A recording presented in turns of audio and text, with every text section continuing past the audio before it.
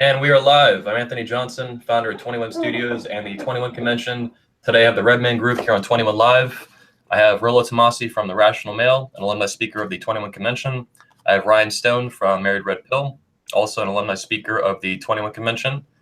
He also just disappeared. Now he's back. Donovan Sharp from the Sharp Reality, and upcoming speaker, a little surprise for you guys, this year at the 21 Convention. And Carl from Black Label Logic, or Carlos in this case. Excellent Red Pill blogger, one of the best. Gentlemen, thanks for joining me today. Yeah, good to be here. Hey, yeah, thanks for having us again. Thanks for hosting. Hell yeah. I also wanted to make a point that Andrew the Private Man, his death anniversary, the anniversary of his death was the day, April 3rd, a couple days ago. And I think he'd be joining us on this podcast today if he was here. So I think he's here in spirit, and a lot of you guys knew him and we're very familiar with his work. And we might incorporate that a little bit later into this today's episode. Cool. Before we continue as well, I want to touch base with each of you and see what you guys have going on. What's new in your work? What's new in life? Rollo? Well, I turned 50 on Monday. Oh, there you go. There it is. Interesting. I know. It's just boyish good looks, right? Anyways, just been doing a lot of actually I've been doing a lot of work with my real life work, and sort of getting myself in order as far as what I blogged about this not too long ago, but I'm thinking I might devote a little bit more time to being Rollo Tomasi, to my writing and to doing stuff like this, and to making myself a little bit more available to people. When you get to 50, and I hate to age myself, but it's like when you get to that age, it's like you realize that you've got, what have I got, 20 years left, maybe I'm hoping 40. 25. maybe 30. Let's say 40. Let's just say this. So I mean, and in that time, you really kind of have to decide what it is that you want to do with your life, and what you want your legacy kind of to be. And I really kind of see this as my legacy. So working on book 4 right now. I've expanded the scope of book 4 a little bit more.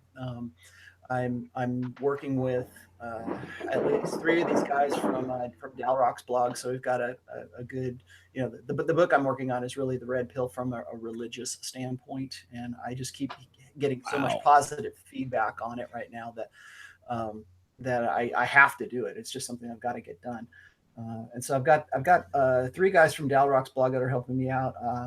I've got a Jewish guy that's helping me out, and now, as I was telling you before we went on, I've got a Muslim guy that's helping me out as well. And it's really kind of how the bill is sort of this cross, how I was going to say how the feminine imperative and how the things that I write about affect religion, and how religion used to be a buffer against hypergamy. And there's just so much to really, when I took it on, I'm like, I really want to help these poor, beta Christian saps. I really want to help these guys out, because they're getting run through the ringer by not only their religion, but by women and by feminism that has sort of assimilated their religion. That was really my first intent. But as I got deeper into it, I'm like, this needs to be a bigger book. This needs to be a more comprehensive book, because I would hate to just focus on one side of the red pill and religion, and then have to write like 3 more books to cover the rest of the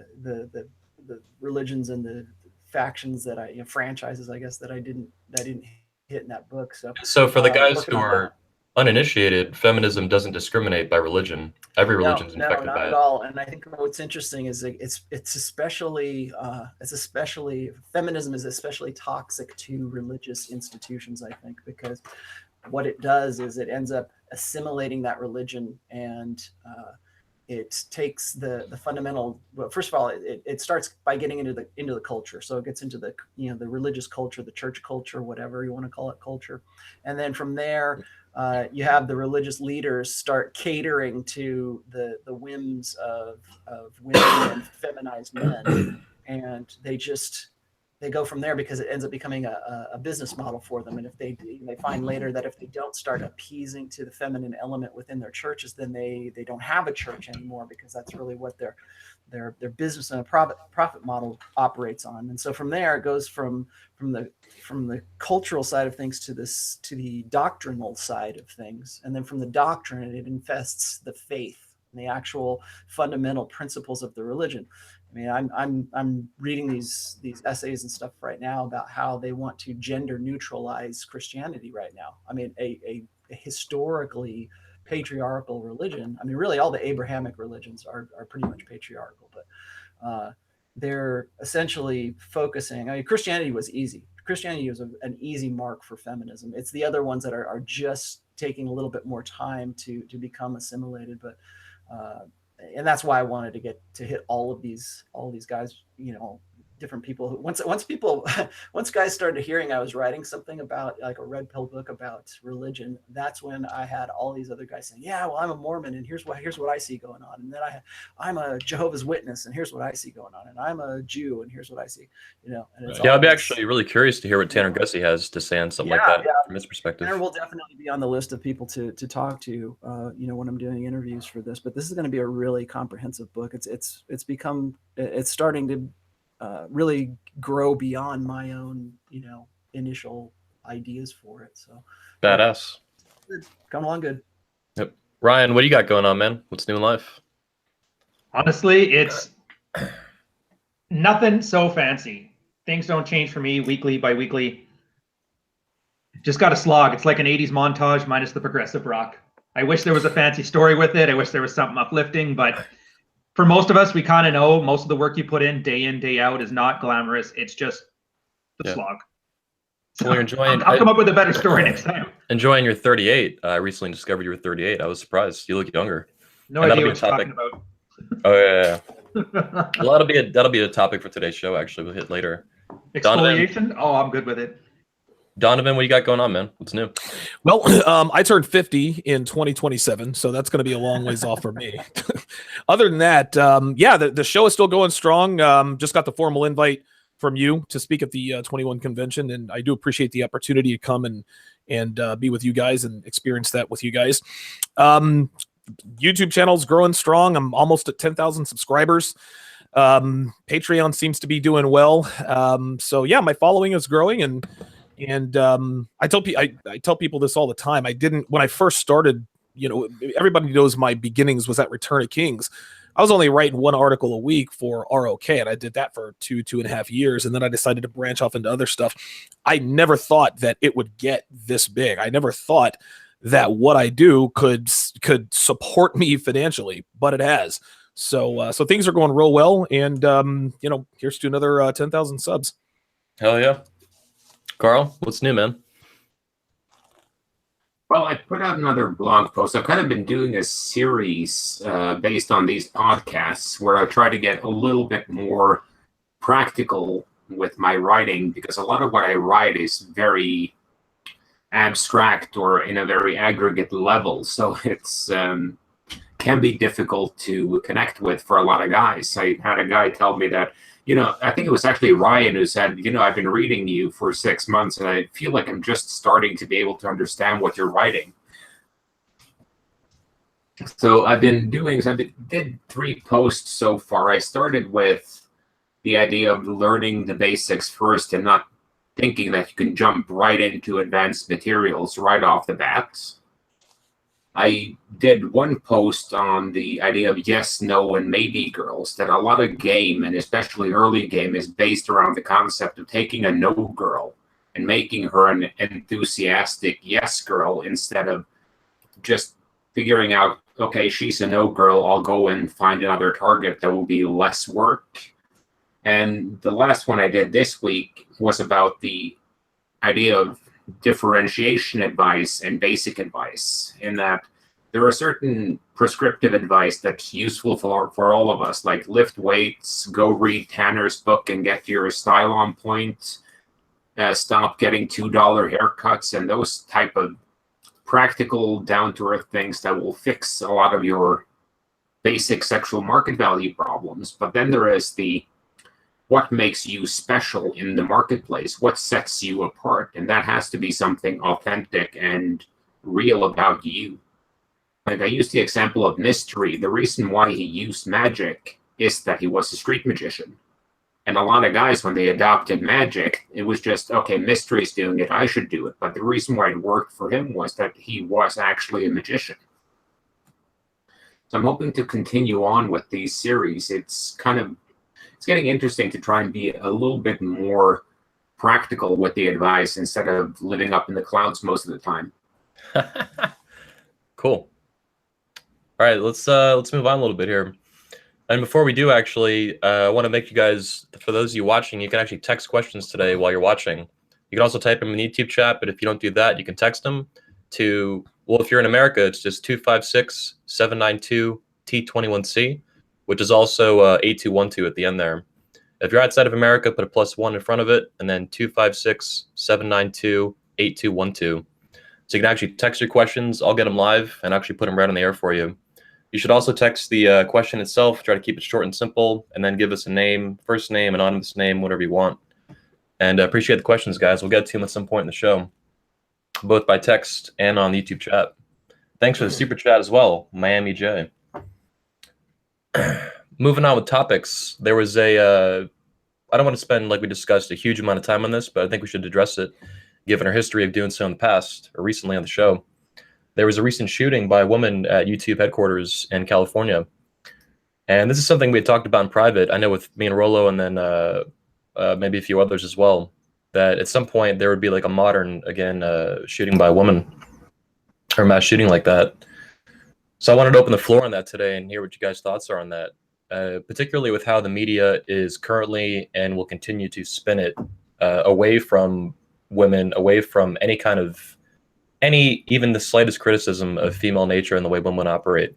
And they'll spin it against potentially men in this case, and masculinity, which is what they're always historically prone to do recently. Yeah, I'll go first on this one. I think the YouTube shooting is, I think it is the quintessential example of women not being able to handle real world consequences for their actions. Women in this country, in this part of the world for that matter, they get away with all kinds of shenanigans. They get away with paternity fraud. They get away with stealing, being violent. I mean, I don't even have to go. The list goes on and on. Women always want credit for masculine traits, masculine accomplishment. They want the accolades. They want to be seen as leaders. They want all the glory. But they're not prepared to pay any of the costs. I'm sure all of us in here have been subject to the long arm of the gynocentric internet laws. If, especially, on other platforms, I was recently just banned off of Twitter. All a woman has to do is whine and cry to whatever mods or the powers that be, and we get completely removed. Meanwhile, women can do, well, not quite literally anymore. They can do pretty much anything they want, say anything they want to anybody on the internet in any way, shape, or form, and they get to skate scot-free. This is just how it works. So this woman, who is an animal rights activist, she was showing videos of stolen animals being cooked alive, being skinned alive. She was supposed to be some vegan. Basically, she was fucking crazy. Listen, it is her God-given right in this country. It's protected by the First Amendment. So if she wants to show that kind of stuff, okay, whatever. I'm not here to judge whether or not that's the case or not. But women are so used to getting away with everything. The minute they even get their hand slapped, they go absolutely crazy. Well, here it wasn't a hand slap. This was what this woman did for a living. And finally, after I don't know how many warnings, they shut her shit down. So what does she do? She goes and shoots up the place and kills herself. Again, demonstrating that women are not used to being punished. They're not used to being held responsible or being held accountable. And I think that the YouTube shooting is the quintessential example of this axiom in action. I think what you're gonna see is there's going to be if I were a woman and I was listening to this, the refutation is always going to be, well, she was crazy. She lost her mind. She was fucked up in the head, and she didn't, she couldn't handle it. So it's not because she was a woman, it's because she was nuts. And I think to that, I would say, well, if it were a guy who was doing this, if we were looking at, and I've made this comparison already on Twitter, so I'll make it again. I think that this is finally the progressive the progressive postmodern left's Elliot Rodgers moment. There you go. And I think that she is a parallel or an analogy to the Elliot Rodgers thing. But when and what she did was terrible. And what he did was terrible as well.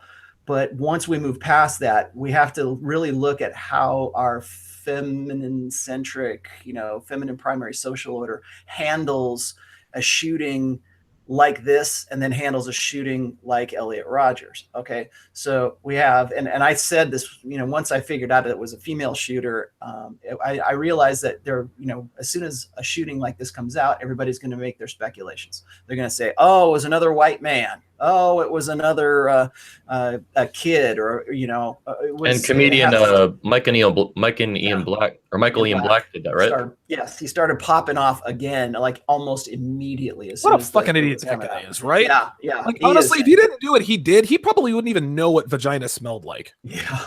Well, I mean, like seriously, look at the guy. I mean, yeah. Like a bag of sand. Yeah, what the fuck, dude? I mean, and so what's interesting is, and I should probably bring this up as well. I mean, when that kid Nicolas Cruz shot up the school, that was what was his first reflexive action, was to say, oh, it's our broken boys, and it's toxic masculinity is the problem for all of this, and we really need to the standard feminine imperative byline comes out of his mouth. But then of course when the stories come out that that he had a girlfriend, and he was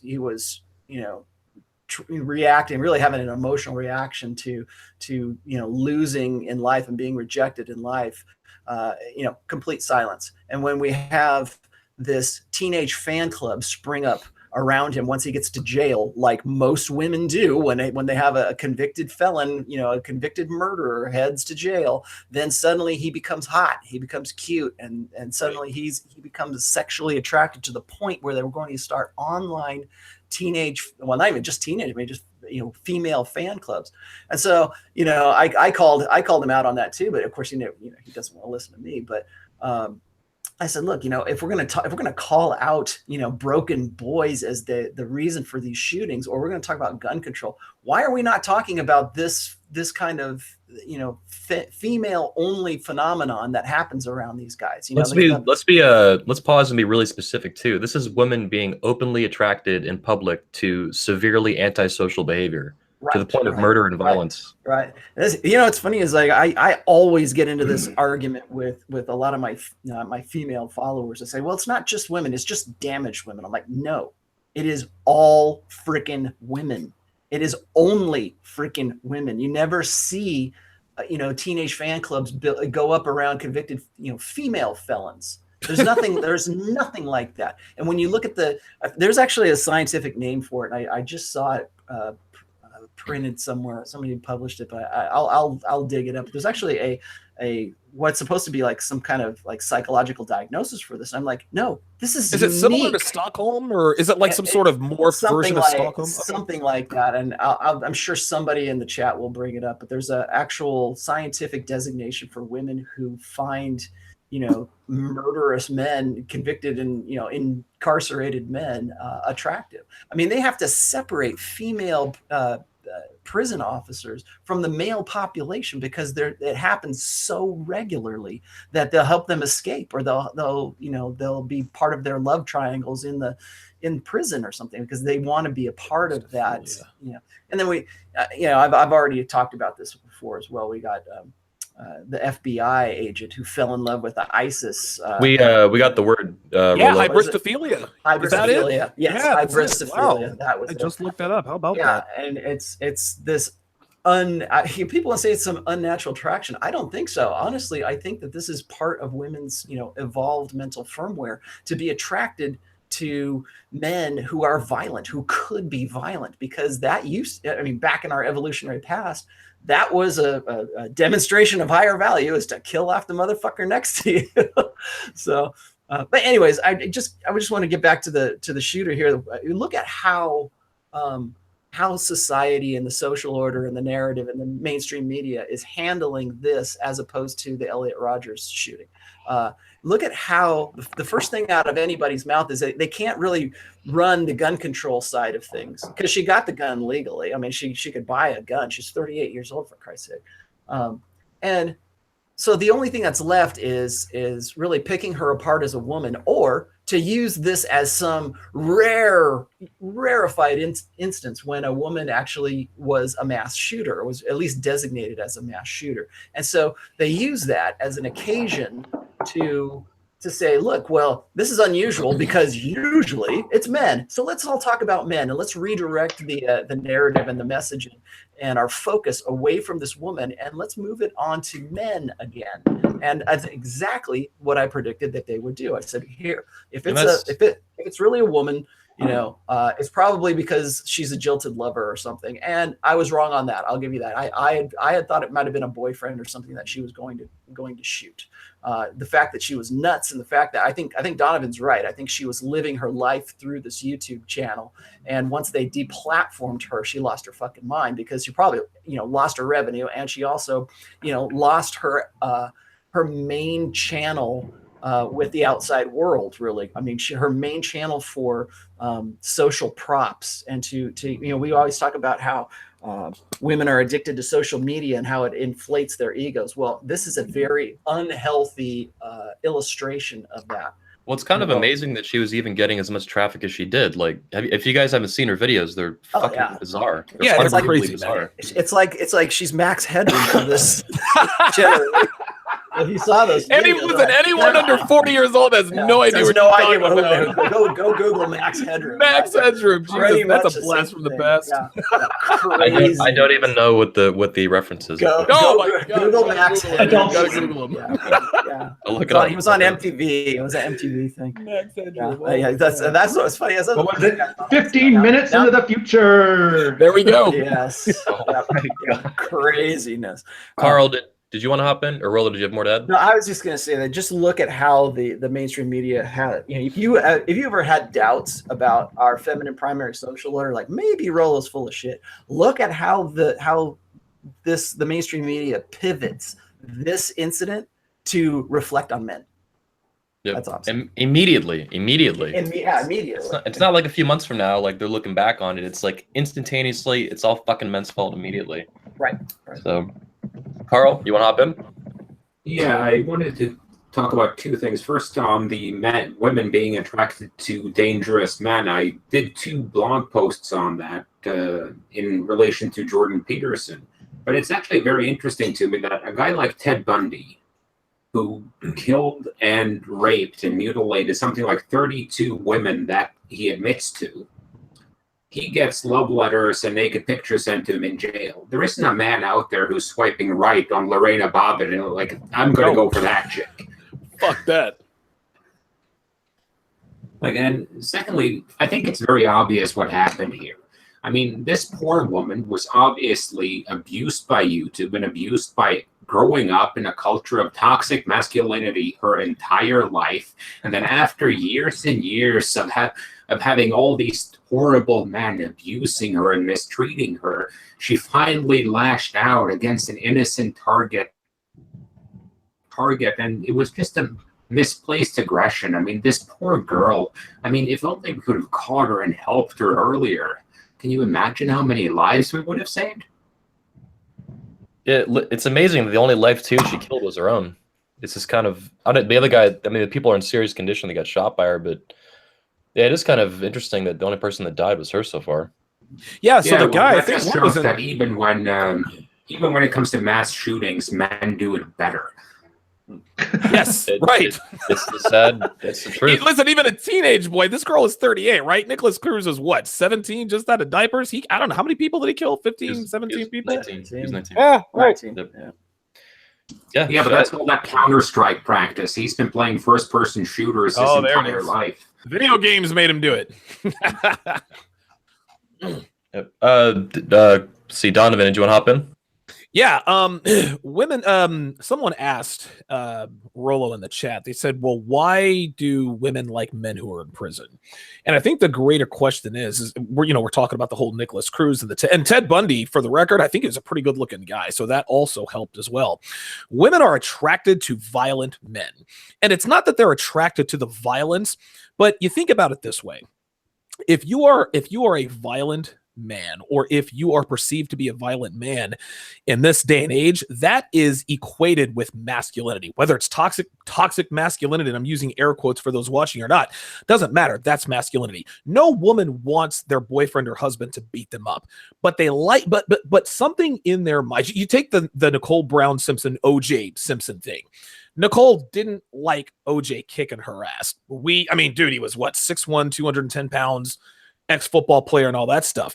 But the fact that he had a violent streak, that for better or worse, it kept her around. Violent men are a lot of things. Boring is not one of them. And you also have to understand this, and Rolo says this a lot. There is, and I use this in my own stuff, there is a huge difference between attraction and arousal. Women aren't going to marry the guy in prison, but they're going to fucking fuck that guy and shit out 5 of his kids if she can.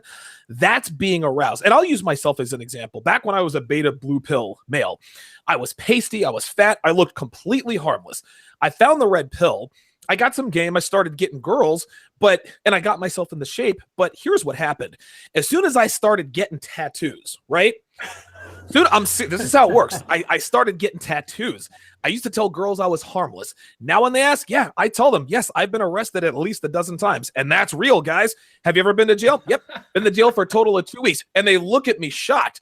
I've told girls that I have an anger problem, that I'm in anger management. No girl has ever said, Donovan, I don't want to see you anymore because you've been arrested 13 times in your life. Has never, ever happened. And listen, it's not like I put my hands on these girls, but girls like the threat of violence, volatility, danger. They're so much more aroused than that. And it's like the arousal is palpable. Oh my God, you've been to jail. What was it like? Like, relax. Like, I didn't go to prison, right? Like, I was never in fear of dropping the soap or anything like that.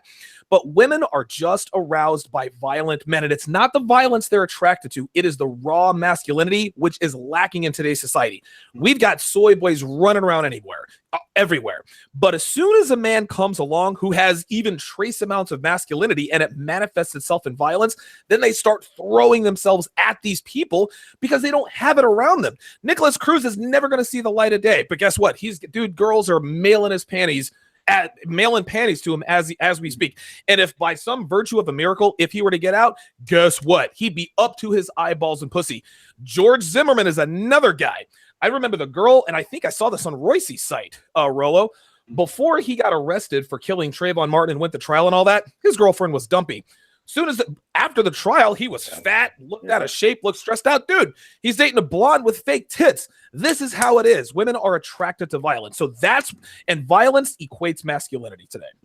Yeah, unfortunately. I would definitely agree with that. I have and anybody who wants to look this up, I've got, and they're not in the books actually. I have a post on, it's called Insanity Plea, and it's about exactly this, about how women will form their own fan clubs. I mean, they organize to lift this guy up in jail. I mean, the guy, I forget I couldn't pronounce his name if I remembered it, but the guy who was the kid who was the Boston bomber.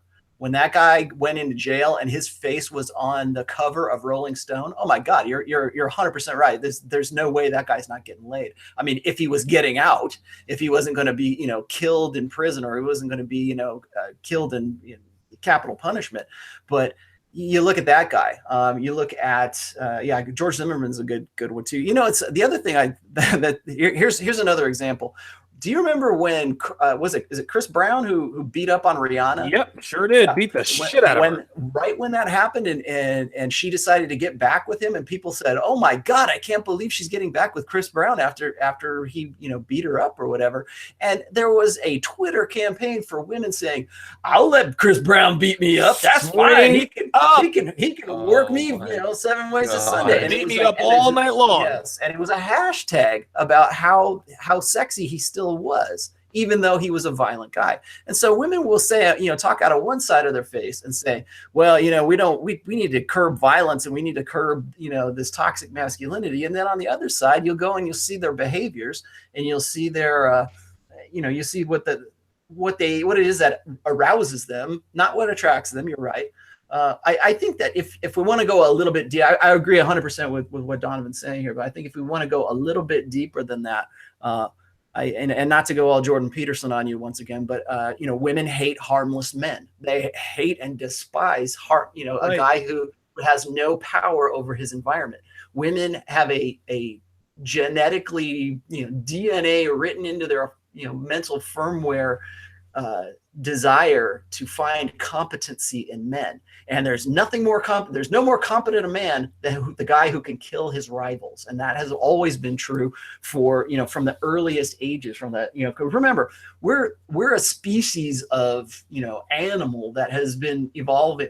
We've been around in our present form for close to 100,000 years right now. I mean, granted, we have evolved, but the things that make us attractive, the core things like, for instance, violence in men, that's always going to be seen as a reliable survival trait for women. I mean, maybe they're going to get beat up, but at least they don't have to worry about, having one tribe come in and take over their tribe. So I think from an evolutionary standpoint, yes, it makes sense that women would be attracted to violence. So I've got one post called Insanity Plea. The other one is actually called Violence. And I'll relate a story that is in that post. And I can remember one time I was doing some promotional work for, I don't know if you ever heard of it. It was before UFC, but it was called King of the Cage. I'm not sure if anybody remembers King of the Cage. I remember King of the Cage. Yeah, it's basically UFC fighting. And I can remember that when in Nevada, it was it was illegal. You couldn't do this kind of fighting. You could not do UFC. And there was all these groups that were protesting it, saying it's a blood sport. Oh my God, you can't believe we've reached this level. And right now it's funny because UFC has sort of replaced modern boxing to an extent. I mean, you're more, you know who Conor McGregor is, but can you tell me who the heavyweight champion of the world is right now? Yeah. There's actually something I should show you guys. Right here. I don't know if you can see this. Oh, it's backwards for you guys. So Conor McGregor just got arrested. No, actually, it's forwards. Yeah. So it actually says there's a woman on Facebook, and it's a top comment on this post. It's like a huge TMZ post for this Conor getting arrested the other day for like assault or felony mischief or something. Yeah. Her name. She says, "Why does this make him hotter? I can't stand myself." And it's got hundreds and hundreds of likes. Yes. So it's just, that's how it is. So, anyways, I'm glad you brought that up. But I was putting together this event. I was helping do the promotion for the King of the Cage event, and all the women that were in the advertising department were just completely appalled that we were going to do this, and we did it, and it ended up becoming a really popular thing. And even to this day, they still have it down in downtown Reno. However, I can remember the fact that these guys who would come in and they'd get their pictures taken, and these same women who were appalled by this violence were happy to run up and get their pictures taken with them, and happy to just fawn all over them because they were in good shape and they had a potential for violence. And then what's funny is, later on during that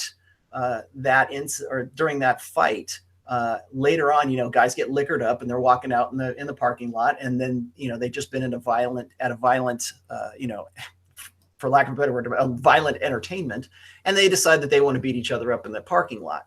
And so the same ladies who were fawning all over these UFC fighters, these King of the Cage fighters, are suddenly appalled once again because maybe one or two of their husbands gotten into a fist fight in the parking lot because they were drunk afterwards.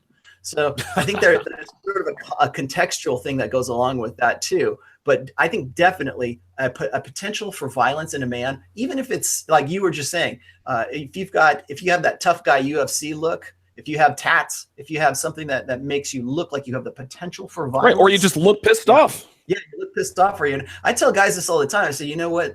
Don't become an asshole. But certainly, for the love of God, please harness the energy of the asshole, harness the energy of a harmful man, because that's what we get off on.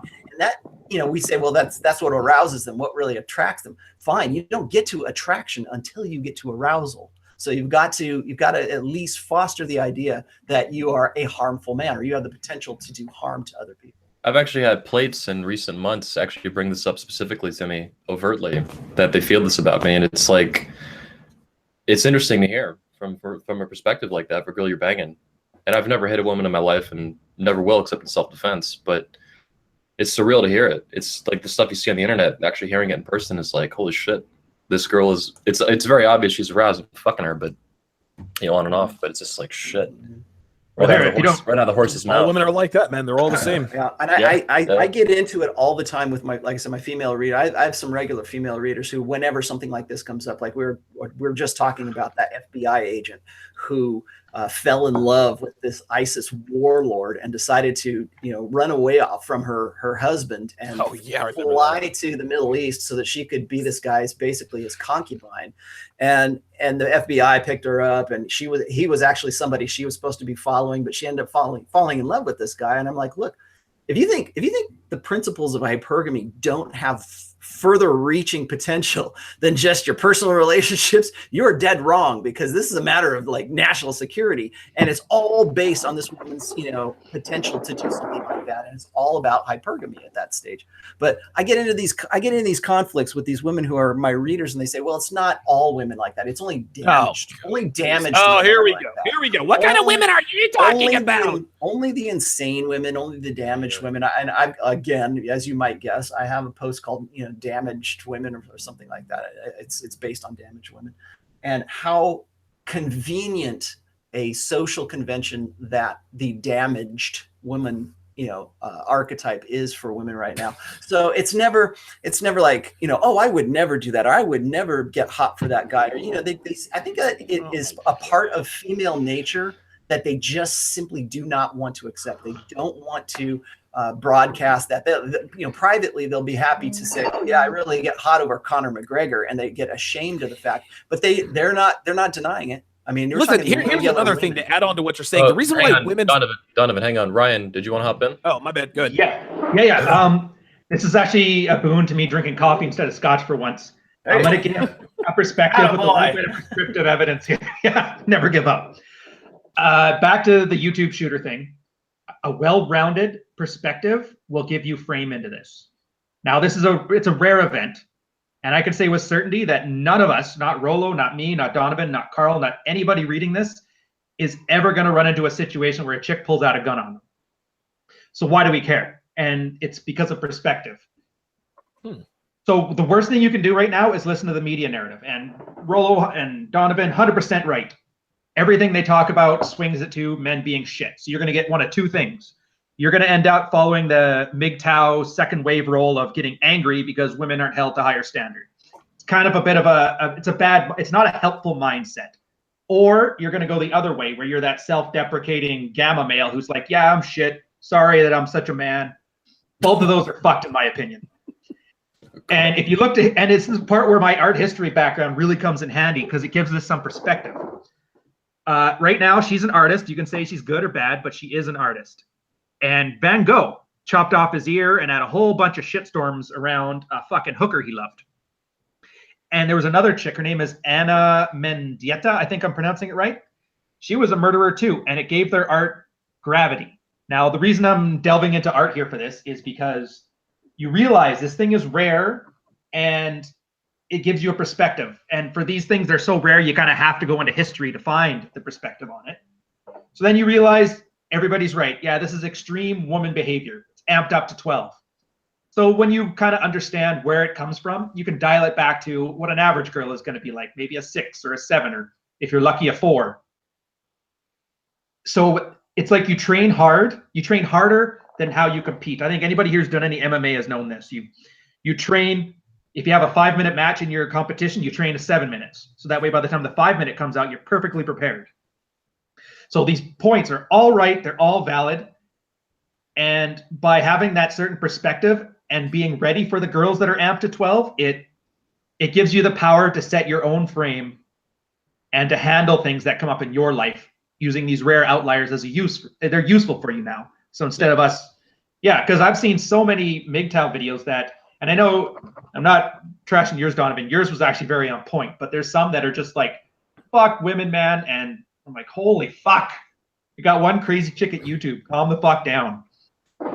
So, but hey, if anybody asks and you have like these stories that kind of add a framework, you got to make it look effortless. Just say you were hungover on Saturday and saw it on a documentary. Don't admit that you're reading up on history to understand what fucking crazy chicks are like, because you don't want to look like that guy. Anyways, rant's over. I might switch to scotch because that was a bit rambly. Come on, man. Yeah, Switch to this. let's get some scotch. Why Sack up, man. Sack up. Donovan, you want to hop in? Yeah, piggybacking off of what Rolo said about women. Oh, I'd never fuck this guy. Yes, you would. And the other reason that women like to say they wouldn't do this is they just like to be different. All women know they're exactly the fucking same. This is why they try so hard to be different. This is why they go to such extremes to just be different people. Oh, I'd never fuck that guy. Yes, you would, but I get it. You're trying to be different. Okay, you would never fuck him. Gotcha. Men, incidentally enough, do the same thing. Like guys on my channel, like I used to have like pictures of hot girls. There is always one idiot that says, well, I would never, dude, she's blonde. She's got fake tits. She's got an ass like a Georgia peach. You'd fuck her. Just, like, honestly, it's like they want us to think that they have some sort of sophisticated palate as far as female attraction is concerned.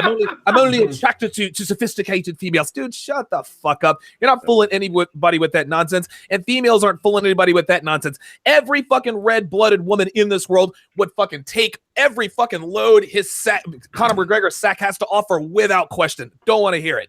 Now, Ryan actually made a really good point, which leads me to like the, artists in particular.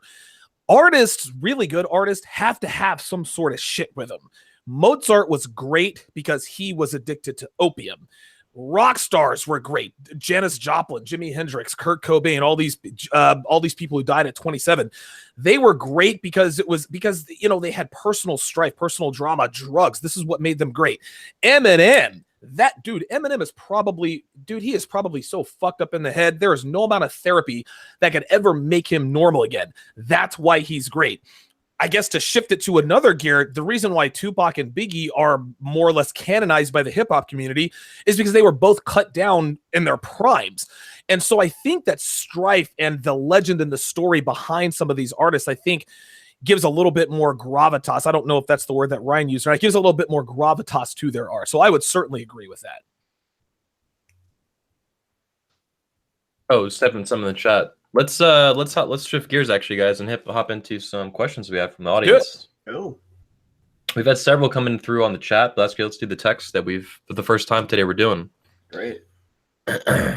So we'll go through these. I was also going to say, I think what maybe make an announcement here is I don't know if you guys wanted to discuss this, beforehand, but I'm really wanting to do a live call-in at some point. I would really like to get some live call-ins going on here, whether you host that or I host that or whatever, but we're working on it. I definitely want to include that as part of this show. I didn't even think the show was going to end up being, what it is today. And now it just sort of snowballed into what it is. This is super badass, 100% on the same page. And I think in the coming weeks, we will get that going either on my end or your end or something like that. I'm moving actually next weekend into the 21 Studios, a new home, a new house dedicated to the company. It's a bat cave, guys. It's the bat cave. It's 21 Studios Global Command, actually. 21 SPCS. Secret location. Oh, look, when we go to his house, we're gonna pull on we'll pull on the statue, right? Like Bruce Wayne used to do, and then the book. Oh yeah. Yep. There you go. Oh, dude, we got Socrates already setting it up. All the mechanics of the statue. It's gonna be fucking super badass. Yes. But it's gonna give me the ability to. It's going to give me a much better ability to have more equipment and more things like that going on, and a much higher internet speed as well, so we can dual stream this to this channel and Richard's channel at the same time, which would be super badass. Hell yeah! It'll be 200 and something thousand subscribers. As for the questions, this one's a little bit long, but not too bad. He doesn't give a name, but he says, "I have trouble playing the game. It's any insecurity really turns me off from interacting with people." Sorry, guys, my throat's fucked up today. Especially insincerity in myself, trying to project an image that isn't me. Is it just fake it till you make it? I can project myself in such a way where I can be the alpha and people respond well, but I feel so dishonest when I do it. So it sounds like he's in like a paper alpha kind of mode. Sounds like he's feeling too much. Yeah, and he also says, I am successful, financially independent, no kids, 30, and have an interesting job as a winemaker. Oh, dude, he should be swimming in pussy. This guy. He's stepping on his it's own a- dick. That's 100% of the problem. Yeah. He can't get out of his Yeah, own fucking dude. way. Like, dude, don't think, just do. Like a lot of guys. And listen, man, I guess this is something that guys go through when it all clicks for them and they fuck a hot girl, right? And they used means that they've never used. Like, God, I feel so guilty about fucking this. No, you don't. And if you do feel guilty, trust me, whatever your name is, that's gonna pass. At some point you're gonna have to be congruent. So I wouldn't necessarily use the term fake it till you make it, but keep practicing those same strategies until it becomes second nature to you, and then you won't feel quite so guilty because it'll be who you are. Well, here's a question maybe Rollo and Ryan can hit on.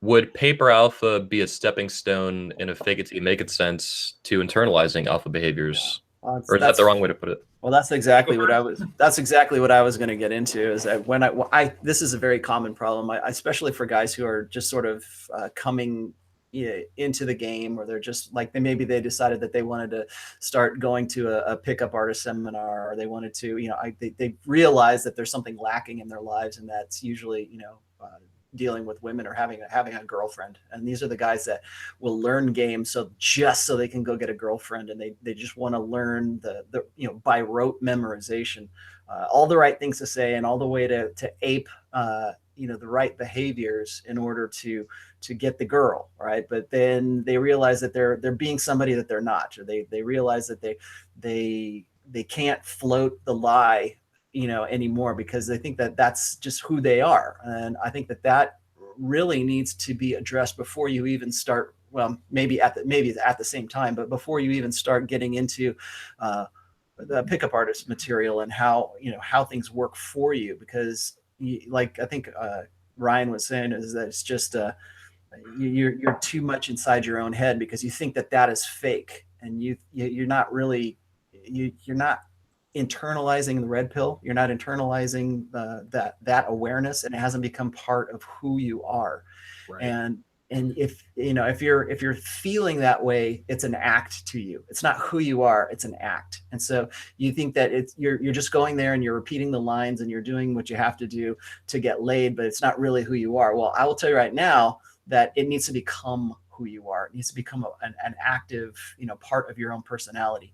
And I get a lot of introverts who will say something like this. I say, look, personality is not static. It's not something that is just, you got it and you're set for life. I mean, if you think that personality is static, then ask any guy who's any veteran returning home from an active combat situation who has PTSD, and you ask him if he's the same person, because I'll tell you right now, he's not that same person. And there are ways that we change our personality. And I mean, there's still fundamental parts of ourselves that don't change. But if you want to change your personality, don't think for a second that it's something that's completely immutable, because you can do that. But I think that what it is, the guy thinks he's being dishonest with himself. He thinks he's being dishonest. And I think that when guys get into this situation, that dishonesty makes them feel as if they're not, as if they're, on a core base level, just, dishonest, brokers of the truth, I guess. So definitely you need to internalize it. It needs to become part of who you are. And I would say work that out before you start going out there and you start, running sets. Before Ryan and Carl hop in on this, I think they both have some to add to it. I'm assuming with Ryan, but I think so. The questioner did add some more context to it in another follow-up text.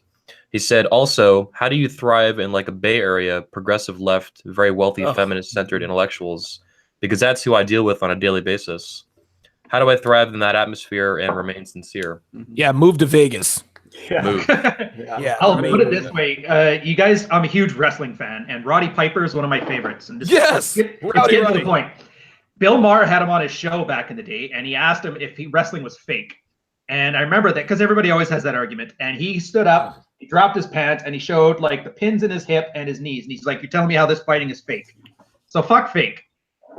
To answer his first part of the question, Paper Alpha is the failure to fake it until you make it.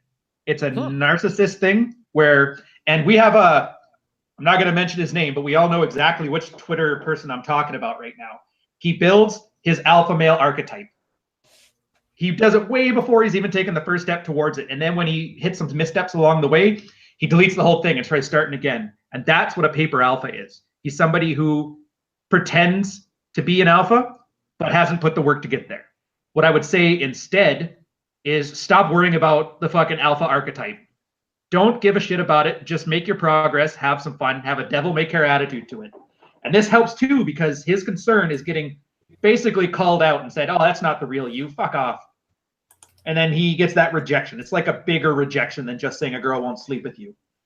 What this does is it protects you from that in the sense that, oh, you're not really an alpha male. I'm like, I never said I was an alpha male. I just am having fun here. Like, you see what I mean? It doesn't, you're worried that people will not think you are what you want to be, but you're not trying to be anything in particular. You're just incrementally increasing the type of man that you are. So if they call you out, it's their insecurity, not yours.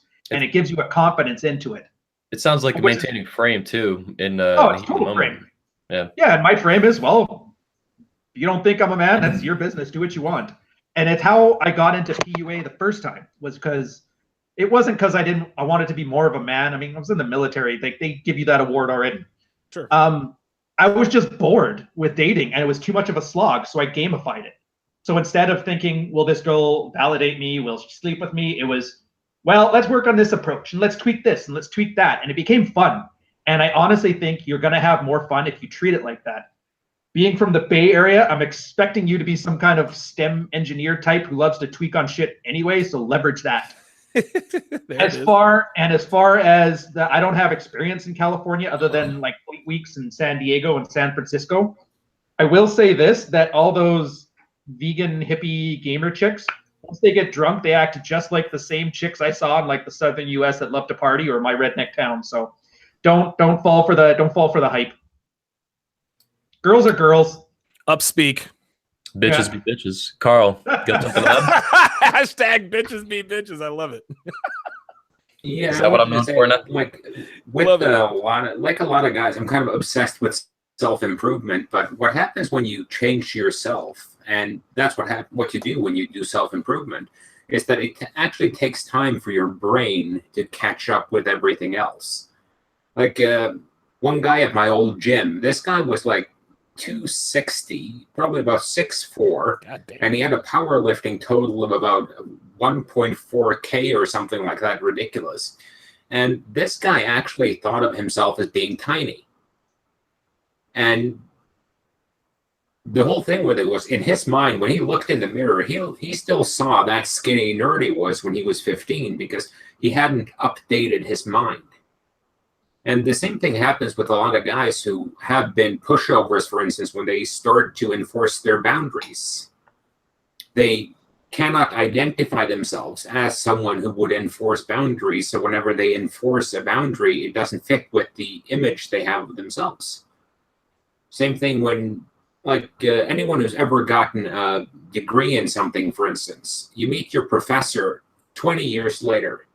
You'll still treat him as professor even if you've surpassed anything that person ever did, because that's the role they had in your life. And actually taking the time to update your self-image from, this guy here is the guy who's not getting laid despite a cool job, awesome income. He is in, an area that I wouldn't want to live in myself. I prefer my compound here, but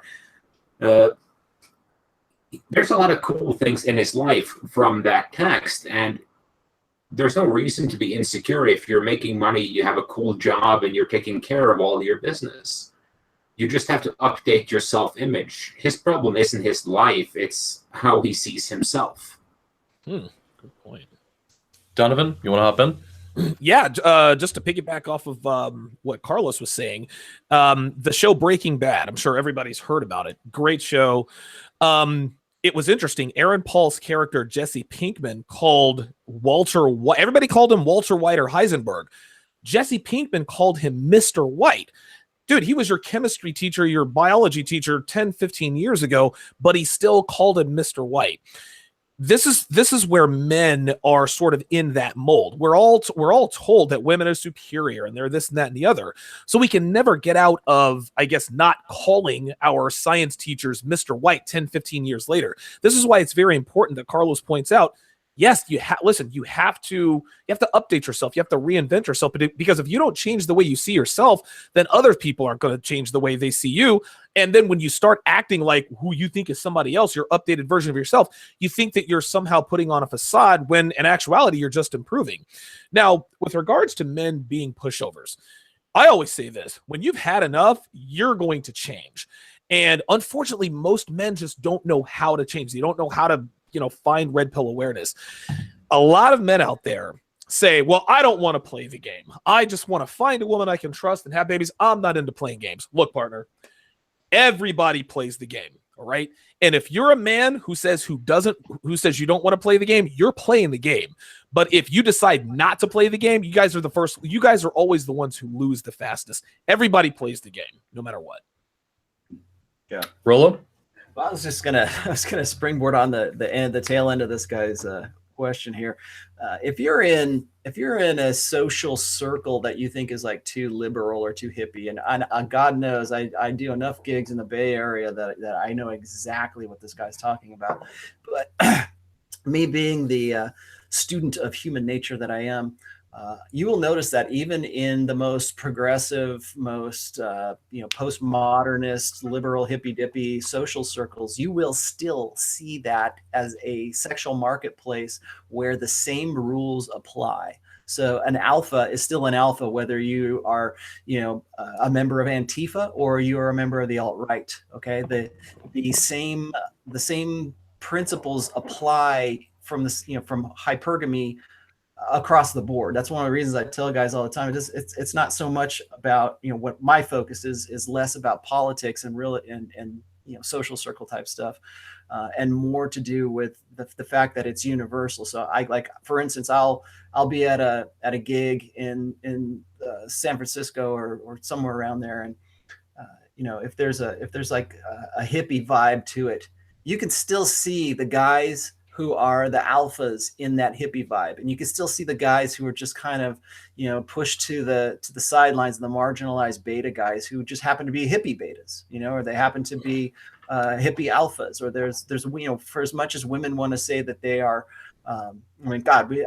Donovan probably knows this, is up here in Reno we have the Burning Man festival. Oh yes. Oh, when that passes through here, it's real interesting when you see because I work gigs constantly in August when that happens, and it's real interesting to see. It's just this microcosm of the sexual marketplace, but it's within the confines of an artistic kind of community, or a liberally. Yeah, that kind of thing. So don't think for a second that just because you're in that social circle that it doesn't apply to you. It does. It's just contextualized for that social set. Cool. We have a few more questions here, guys, coming in. Yeah. By the way, the 5 text messages you got for me, that's a dick pic. Just ignore those. All right, I'll fire one back, dude. We'll see. Agree, and amplify. There it is. I sent you 5. That's just to because It's all about quality, dude. It's all about the quality. There you go. So one of the questions is actually about the convention, and the questioner said, "Are there exact dates yet for the 21 convention this year? Is there a military veterans discount? Thanks for what you do." So I have the dates narrowed down to 2 weekends in October. It's the second weekend or third weekend in October, and those will be announced soon. So that's October 2018 for the 21 convention. That'll be our only event this year. And I do have one in mind for Europe next year, and I'll be making that announcement late this year or early 2019. But for this year, with Donovan Sharp, Ryan Stone, Rollo Tomasi, and many others, and we're going to get Carl there someday too. We're going to rope him in. That's going on this October 2nd or 3rd weekend. And that means Thursday through Friday in those date ranges. Military discount, not yet. But that's something I have considered, and I will continue to consider it going forward, given that a number of our speakers are veterans and many attendees over the years. We do have, though, a father-son discount going on this year, and I'll be making more announcements on that as time goes on. Yeah. We already have a couple tickets sold to fathers and sons. Yeah, that's very cool. Good. Yep. Tickets will be on sale as well, guys, in about 4, 5, 6 weeks. We're closing in on it, and as soon as I get the exact dates, that's basically when we'll launch tickets. So that's coming up. We got a question from Rule Zero Dad, who I think I've seen on Rollo's blog as a commenter. Does that sound familiar? Zero, what's going on, brother? Oh, Ryan knows. Okay, I figured. Sounds like someone knew him. Well, it said dad, so I figured it's probably a married red pill. Yeah, I've seen him on Reddit somewhere and then subreddits. So there's a question from Real Zero Dad is, for the panel, I see the majority of inaction from men being based on a fear of rejection. How should a man new to the red pill / game push through the self-sabotage and thinness of skin to gain abundance mentality? P.S. Self-improvement is masturbation. Wink. I think that was for Ryan. So Yeah. Ryan, you want to start? Do it as spank bank, brother. So easy, so simple. Go fuck up, go fail like a motherfucker. Eventually, you get numb to it. That's the only way, because that's how most guys get red pilled anyway, is that their wife or girlfriend treats them like shit, and they eventually have had enough, and then they finally start looking into it. So the faster you get that failure out of the way, the faster you can get to thickening your skin instead of worrying about the little cuts you get over time. Although he set me up. He knew exactly what I was going to say. That's not a question. That's a springboard. Anyone else have input on this? Yeah, I'll yeah, just real quick. I think that I completely agree with Ryan. If you have fear of rejection, not to go all self-improvement guru on this or anything like that, but they say to face your fear. So if you're afraid of heights, go skydiving. If you're afraid of the fire, I don't know, do the hot coals or whatever. Well, guess what? If you're afraid of rejection, go get blown out. Dude, go talk to girls with the intent on getting rejected. An interesting thing happens with that dynamic. When you go in with no expectations, which is what we teach in the red pill as far as game is concerned, a lot of times you'll find yourself having more success. Well, I was going to go get blown up by 50 girls today, but somehow I ended up with 7 phone numbers. But even if that doesn't happen, just like Ryan said, you have to keep doing it until it just becomes numb.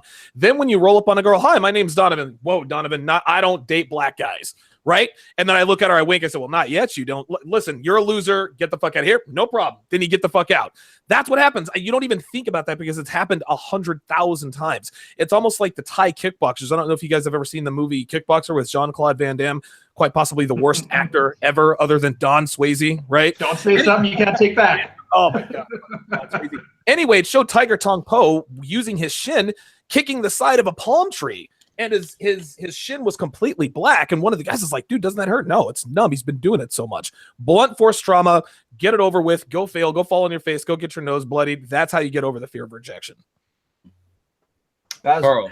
Oh, go ahead, Carl. Well, back in the day when the pickup line, who lies more, men or women, still worked, and I was getting into this for the first time, me and a group of buddies of mine actually made a game out of it. Get the most spectacular blowout of the evening, and you drink for free that night. And that would be like a group of like awesome. 6-7 guys who'd be going out, getting drunk, and then going up, and they would go up to women just with the intent of getting blown out. And the funny thing is, a lot of good openers came out of that because guys would just go up there and try to piss off a group of girls immediately. And what happened was, after a while, you got so used to it that it didn't matter anymore. I mean, my favorite ever thing we did was we attended an anti-prostitution march with a huge banner that said something like, yeah, no to prostitution, you should put out for free. I agree. Yeah. Rollo?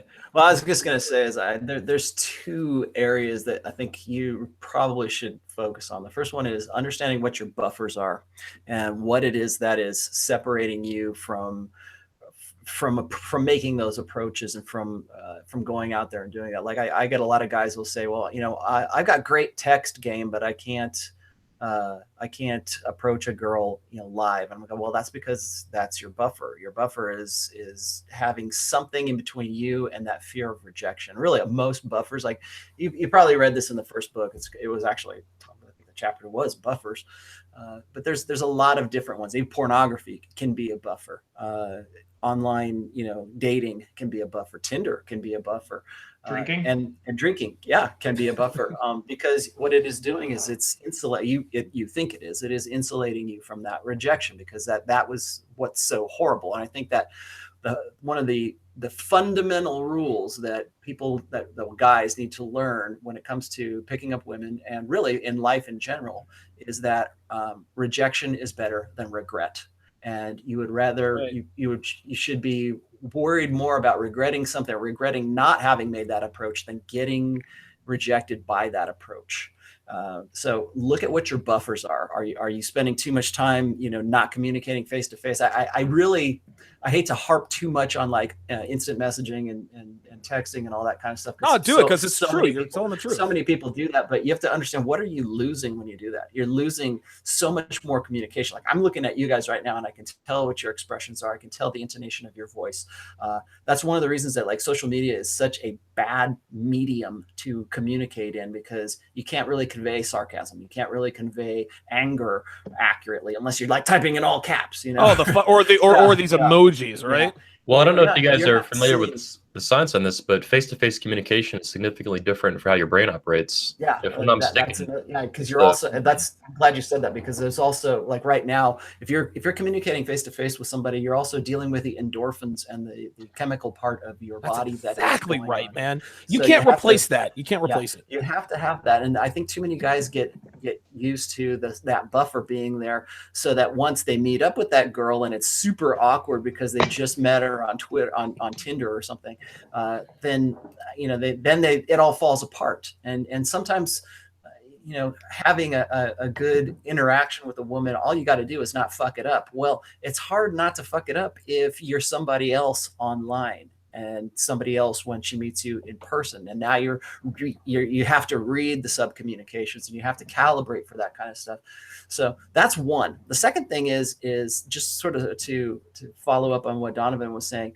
Approach. Well, yeah, I agree with that, but I don't think that game in particular is a numbers game. Too many people think that it's just like, well, you just go and you approach 100 girls and then you'll know how to do things. Well, yeah, I get that, but if you're basically spamming approaches and you're just hitting it over and over and over again. I got this one kid who was showing me this video of how he was going and approaching these Asian girls, and he was just going approach.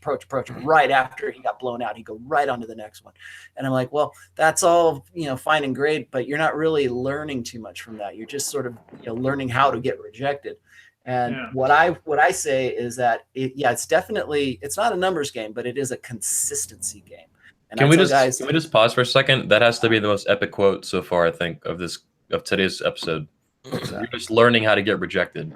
Yeah, you're learning. Exactly. Yeah. Right. And so it needs to be a consistency thing. Like, there's so many guys that say, I can't approach 100 girls. Well, can you approach one girl every weekend, and just one new girl every weekend? Because if you did that, and you did it once a week, and you approach a new girl every week, you would have 52 approaches under your belt. That is more approaches than most guys will do in a fucking lifetime. That's right. So if you can keep that consistency and keep going with it, and then learning it's also important to learn from your successes. But we learn more from our failures. But when a guy gets successful, that's when they go, "Oh, thanks, Rolo. Thanks for helping me out. Appreciate it. Thanks a lot. I got it from here. Bye." And then they're out of it. And then 2 weeks later. Yeah, exactly. Well, I think she cheated on me. So I think consistency is one thing, and I think also understanding what your buffers are before you even go out to game and rid yourself of those buffers. Well, I bring up the thing you said, Rolo, with men are just teaching themselves how to get rejected, because Carlos brought up that I think he's suggesting here in the chat, the private chat we have going on, that RSD and other companies like that teach guys. They're basically teaching guys not how to approach, but how to get rejected. Mm-hmm. Like, how many times? I'm not suggesting that, I'm outright stating it. Okay. Yeah. All right. Because I actually found myself in a city where there were some workshops going on a couple of months back. And the interesting thing was, one of the criticisms of early PUA were, well, you're just building social automatons. They're all the same, all running around. And as I was sitting in that, I'm not going to say the city, and I see like 10, 12 guys. Everyone is in black shoes, black jeans, black leather jacket, same fucking haircut, same pickup line, same body language, more or less. I was like, okay, you know what? I didn't think they had a point when they were saying this in 2006, but fucking hell. I mean, if you only run up and approach 100 women, well, not only are you teaching yourself how to get rejected, you're also screwing up the game for every other guy there. Because if every girl there has had like 15 guys come up and hit on her, what's the point of being number 16? It's kind of the same. It's kind of the same as sex, right? Like, why be guy number 256 to fuck her, right? Yeah, and I'm going to tap into before when I had talked about how people were getting well-rounded, learned some history and things. Funny story, it was from the convention. And I remember we all went out to the bar, I can't remember, Thursday or Friday. And Ivan and Hunter and myself, we all kind of did a little some openers and some little PUA stuff just to kind of like have fun and shoot shit. And I remember a lot of your the people that attended, they were just sitting there insular and they weren't going out and approaching. So we kind of did this as a primer.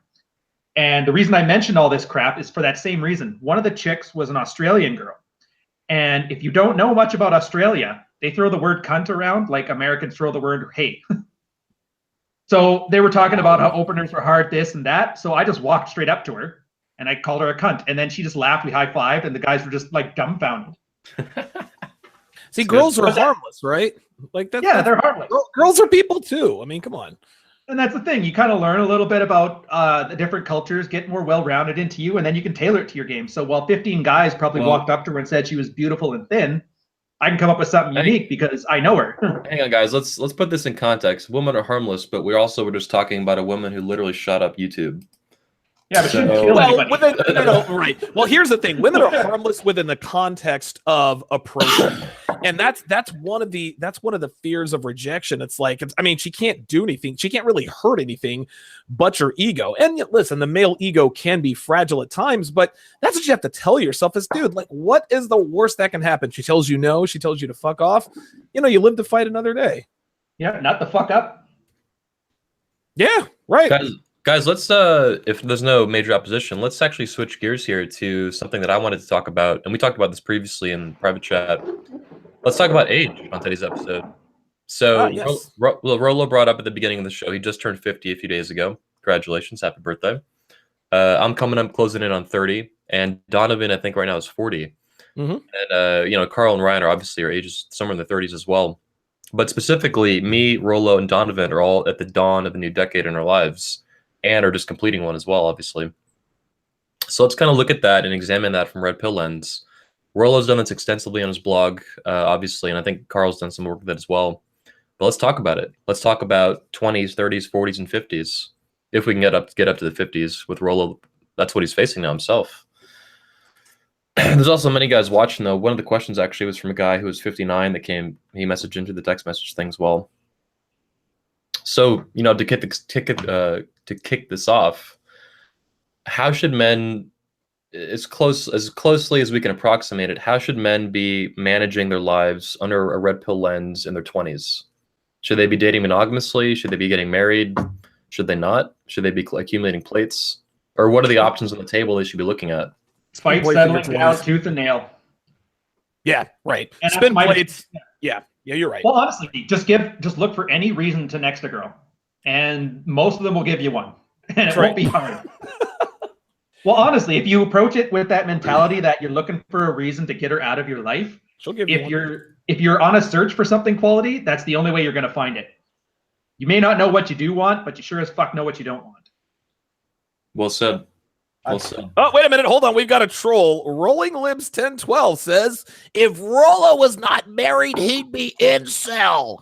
Let me ask you something. Do you know what I do for a living? Yeah, like honestly, like guys like this crack me up. They come in here and they think they know more than we do. Dude, if you know more than we do, by all means, start your own channel. But first of all, I'd like to know how tall you are and how much you weigh. If you give me those statistics, then I'll give you the floor. Otherwise, shut the fuck up. Does he mean celibate by choice or by chance? Involuntarily celibate.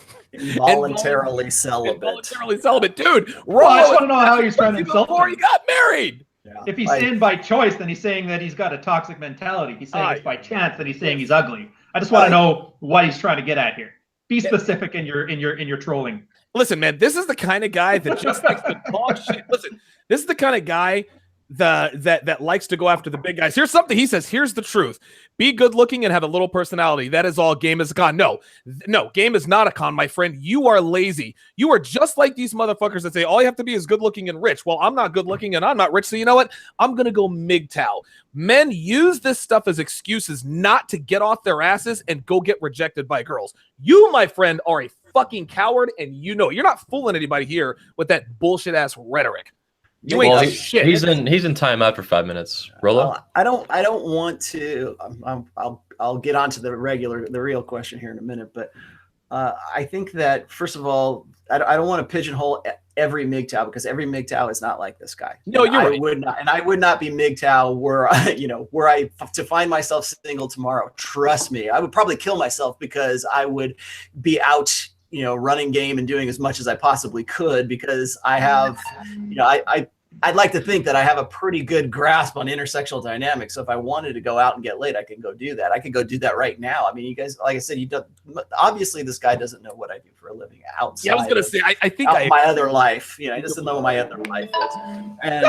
And honestly, I think I would, like I said, I'd probably kill myself from exhaustion, smashing so much ass, dude. Yeah. Well, I mean, and then it's guys like this who seem to think that it's just there's only one aspect of game, and that's just looks, or it's just wealth, or it's just game. Like, and you gotta understand that guys, there's a lot of guys who want to say that looks have nothing to do with it, and it's all about game, and it's all about calibrating your sub communications, and it's all this huge pickup artist push, and like there's only pickup artistry, right? And then there's the guys who are like, no man, just get in the gym and lift. And are you lifting, bro? Don't skip leg day. And it's it's this constant, it's constant. And you know what? They're right, because women like good-looking dudes. So should you be in the gym? Yes. And you shouldn't skip leg day. Should you learn? Yeah. Should you learn pickup artistry? Yes. Should you improve yourself so that you've got a good chunk of change and that you can be, you can at least when you apply a muse mastery, can you really pull that off, or are you just bullshitting? I can pull off a muse mastery. You know why? Because I got my shit together. I've had my shit together for like 20 years now. So yes, I see this. And the other thing that I don't like about the MGTOW, the more militant, I want to say the hardline MGTOW, because I don't really think all MGTOWs are the same, but is that they become non-competitive. They're looking for an excuse. They're looking for a way to abandon and get away from their burden of performance. And you have to understand that these guys are making the same mistakes that the baby boomers and the guys who thought that they could do the same thing during the sexual revolution. They thought, oh great, now these women are on birth control and we don't have to worry about it because it's all what's on the inside that counts. We don't have to worry about being good looking or having a lot of money because they're going to love us for our wonderful innate natures, and we're going to get laid because that's how it is, because it's the free love society, and we don't have to worry about our burden of performance. Well, guess what, MGTOW? You have to worry about your burden of performance, even if you think you don't. You may not be living for women. They may not be the ones defining your manhood for you. Okay, great. There's a million red pill guys who are ready to agree with you on that. But guess what? You still don't get to exit the game. If you're dealing with a female boss, if you're dealing with your mother, if you're dealing with your sister, if you're dealing with you are going to deal with women, and you are going to need to know this shit. And if good-looking women give you a fucking boner, you can't exit the game. If good-looking women still turn you on, dude, you're still in the game, homie. You lose. Fuck out of here. Well, even if you're gay, you're operating in the S&P still as well, just in a different way. Oh yeah, that's a good point. So yes, I think that it is. I think it's very valuable. One thing I've noticed about guys like this, about MGTOWs, like the more hardline MGTOWs, is they tend to make their necessity their virtue. So if they can't get laid, or if they're not going to, they don't want to put in the effort to go to the gym and build themselves up, they think that any self-improvement has the underlying latent purpose of getting laid. And if they're doing that, I'm not doing it for myself, I'm doing it just to get laid. Well, no, you're not. You can do stuff for yourself that also happens to get you laid. You can improve yourself and have a better life.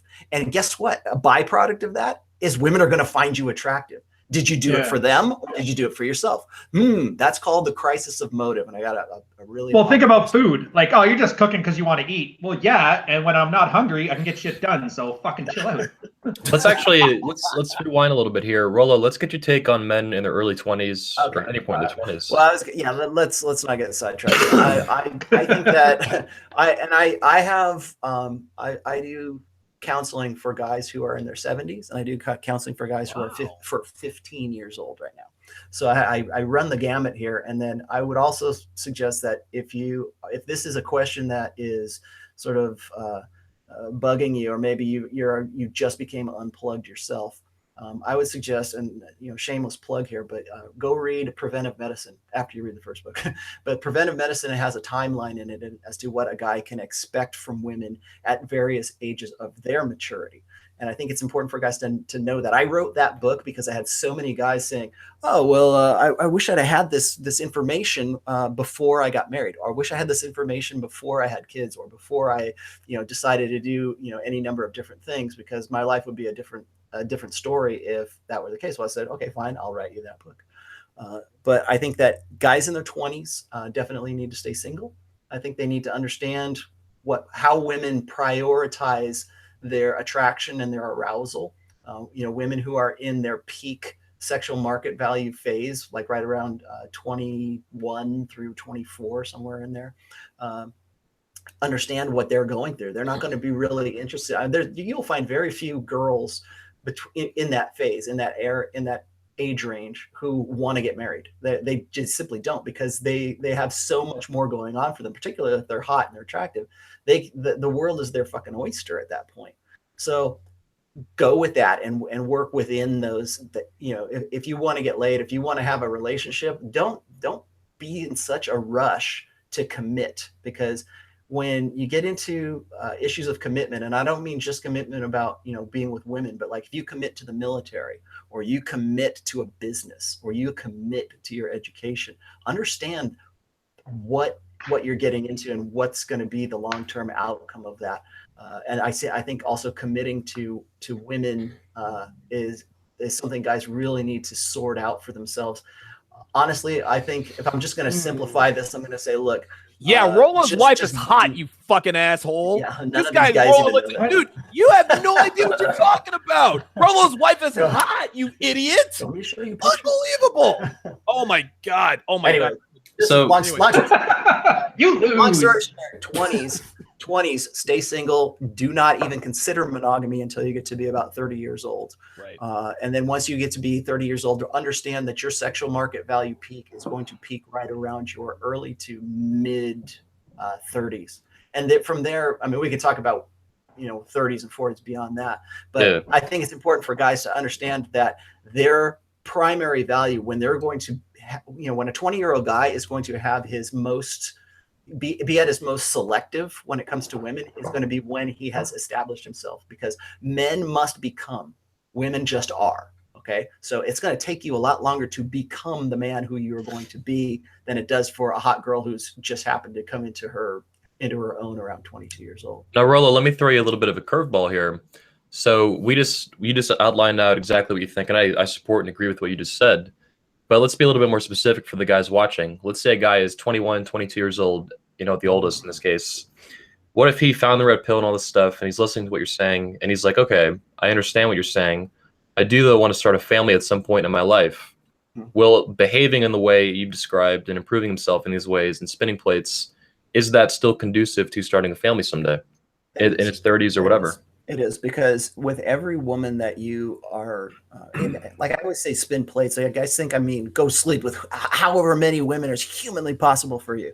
I don't mean that. What I mean is to, if you're dating, I'm not saying you have to sleep with every single non-exclusive plate that you happen to be associated with, but what that is doing and remaining non-exclusive and keeping your own counsel and keeping your own keeping your options open, I should say, is going to help you understand the female nature. Because I didn't come into all of this, red pill knowledge because I got everything right. I did it because I got it wrong. And those guys who are going to be getting into those situations, you're going to get it wrong, and it's going to suck sometimes. And you're going to get into some bad situations because of bad decisions that you made, but you're going to learn from those things. I hope you will learn from those things. I mean, don't get anybody pregnant, but you know, spinning, yeah, exactly. Well, spinning plates, like I said, I think too many people that I've got like 6 different posts on spinning plates that they're all in the first book. But women are naturally plate spinners. I mean, if you think about how women do, you know, go about their own sexual strategy, I think men need to understand that they can be a whole lot more selective than they really are. They always say women that don't need game to date. Yeah, they don't. There are no dating coaches for women, right? Like, there's no red. Well, oh my God, how do I sleep with hot guys? Just Well, for be there and be 30 willing. for 30 plus there are. Yeah. Once For they're those past the wall, and Hey, usually you know what? those I'm are going the to save them all a lot of money. If you are 30 plus, you want to know how to date high quality men? Here's a cookbook and a treadmill. That'll be $19.99. I say be pleasant. Yeah. Where are all the good men at? Back in your 20s. Well, Right. That's an interesting point, though, because you know, we don't have any. There is no 21 convention for women because they don't care. They don't care about self-improvement. They don't have to care. They don't have to care about it. Right. Yeah, you won't find a red pill for women. That's why they come over and, you know, they want to be a part of the male red pill, you know, male space. But you don't see them getting together and saying, how can we be better wives? How can we be better women for men? There's no self-improvement that's even remotely like that for nothing organized anyways. But yeah, I think that staying single and being not, let's say being non-exclusive, you know, keeping your options open, that allows you to explore more things, and not just in the terms of women per se, but also in the choices that you can make in life. So think of all. I mean, I can remember when I was between, let's see, I was about 24 till I was about 26, 27, and this is the period that I was wrapped up with my BPD girlfriend, right? And I think one of my biggest regrets of that particular period is that not so much, you know, I don't regret that what I learned in that, but I do regret, you know, the options and the opportunities that I willingly, you know, put aside because I wanted to see if I could make this bullshit relationship work, right? And so I think that once you commit to women, you are cutting yourself off. You're closing doors on yourself because you want to make that work out so bad. So you get these guys that they change colleges and they change their living arrangements. They change their jobs and their careers just so they can facilitate their relationships. And really, if you had been non-exclusive, that wouldn't never be an issue. And you want to see what your maximum potential is going to be when you're 30. Stay non-exclusive in your 20s. Yeah, I was just going to say that's exactly what your advice is doing, is it's keeping their options open until their value starts to really peak or even get close to peaking. Someone actually just asked in the YouTube chat, and which obviously is the next stage in this, what about your 30s? I'm myself 29. I'm pretty close to 30 at this point. So I have the whole decade in front of me. Rollo, you obviously went through it, and Donovan, you just got out of it as well. What about men hitting 30, 31, 32? Finding the red pill and now what they have in store for them or what's ahead of them? Yeah, interestingly enough, that's when I found the red pill. I found the red pill at the age of 32. And in your 20s, you're not quite as intelligent in your 20s as you are in your 30s. And I'm speaking, I guess, as far as your earning potential. Well, when I hit my 30s, I had more intelligence, more sales experience than I had ever had to that point. And I was able to parlay that into a couple of just real cheap call center jobs because I moved to Las Vegas literally with $700 in my pocket. And, you know, I got a call center job making $13 an hour. I've always been a good steward with my money. I was able to save my money and, you know, make some pretty worthwhile investments and, you know, make some residual income off of that. Well, while that was happening, again, I hit my peak. I look so like I'm 40 years old. I look so much better now at 40 than I ever did when I was 25, 26, without a doubt. And I look great. I look 40. I probably look like I'm about 35, 36 at the oldest. A lot of people don't believe that I'm 40. So I've looked like this, I don't know, for the last 10, 12 years, I suppose. And, you know, when you're in your 30s physically, you're probably more physically attractive in your 30s than you ever will be. In your 40s, you can still be physically attractive, but not quite like at 45, you can still be attractive, but you're not going to be as attractive at 45 as you are at 35. You're going to be more attractive at 35 than 25, and so on and so forth. So there I am. I'm living in the pussy haven playground of America, Las Vegas, Nevada. And, you know, I'm making all this great money. I've got time to burn. I've got energy to burn. And dude, I was running through chicks left and right. And during that time, you learn a lot about women. And I'm not going to go through the standard stuff, but here's what I would submit to men. When you get really, really good at sleeping with women, when women start to find you attractive, their relationship status does not matter. Hypergamy doesn't care about relationship status. If a woman wants to fuck you, she is going to fuck you. I've been married for 7 years. I can't fuck you. Yeah, you will. Absolutely. I've been with my boyfriend for 2.5 years. No, doesn't matter. If a girl wants to fuck you, she's going to fuck you. And here's the point. You're going to learn more. A lot of guys get cheated on, right? Oh, I can't believe I got cheated on. I'm going to learn so much from this. Okay, fair enough. You learn more about women being the guy she cheats with than being the guy she cheats on. You learn what they do, how they act, the lies they tell. And I don't know for the life of me why it is that girls tell me, "Oh my God, you won't believe the story I told my husband to come out here and see you." It's like they're the cat that ate the canary and they have to tell someone. So what I would advise men to do in their 30s is back your paper, save your money, make wise financial decisions. Dude, don't go spending money. And I spent a lot of money on very, very stupid things, but I still managed to save a pretty good amount of it. Not as much as I would have liked. We would all like to save more money, but in your 30s, I think a man's priority should be definitely still fuck women, keep your options open, but now you need to work on going to the next phase in your life. Start saving money, keep spin plates, but start to transition to that, okay, fucking girls is great, but I really want to be able to settle down with one girl. We in the red pill, we talk about avoid marriage and this and that and the other. Okay, that's fine. But we as men are masculine hard drive. We want to fuck other women, but being with one reliable woman, that life beats fucking a bunch of random girls 10 times out of 10. And so for me, I managed to seamlessly transition from the player lifestyle that I lived in my 30s to now being in a committed long-term relationship. Now that I'm 40, I'm getting ready to be 41. Hey, so before we get off of 30s, I think there's still more to go through, but before we get off of it, let's talk about marriage. Obviously, this is an issue that's going to affect guys in the 20s and 30s. They're definitely going to be considering it. Let's get some basic premise ideas out from, particularly from Ryan and Rollo, who are both, to my knowledge, legally married. Rollo in particular has been married for 21 years or something like that now. So what do you guys think about marriage in the most basic sense for guys who are maybe new to the show? Is it a good idea? Can you get a prenup and fix it, or any kind of problems for it? What are you guys' thoughts?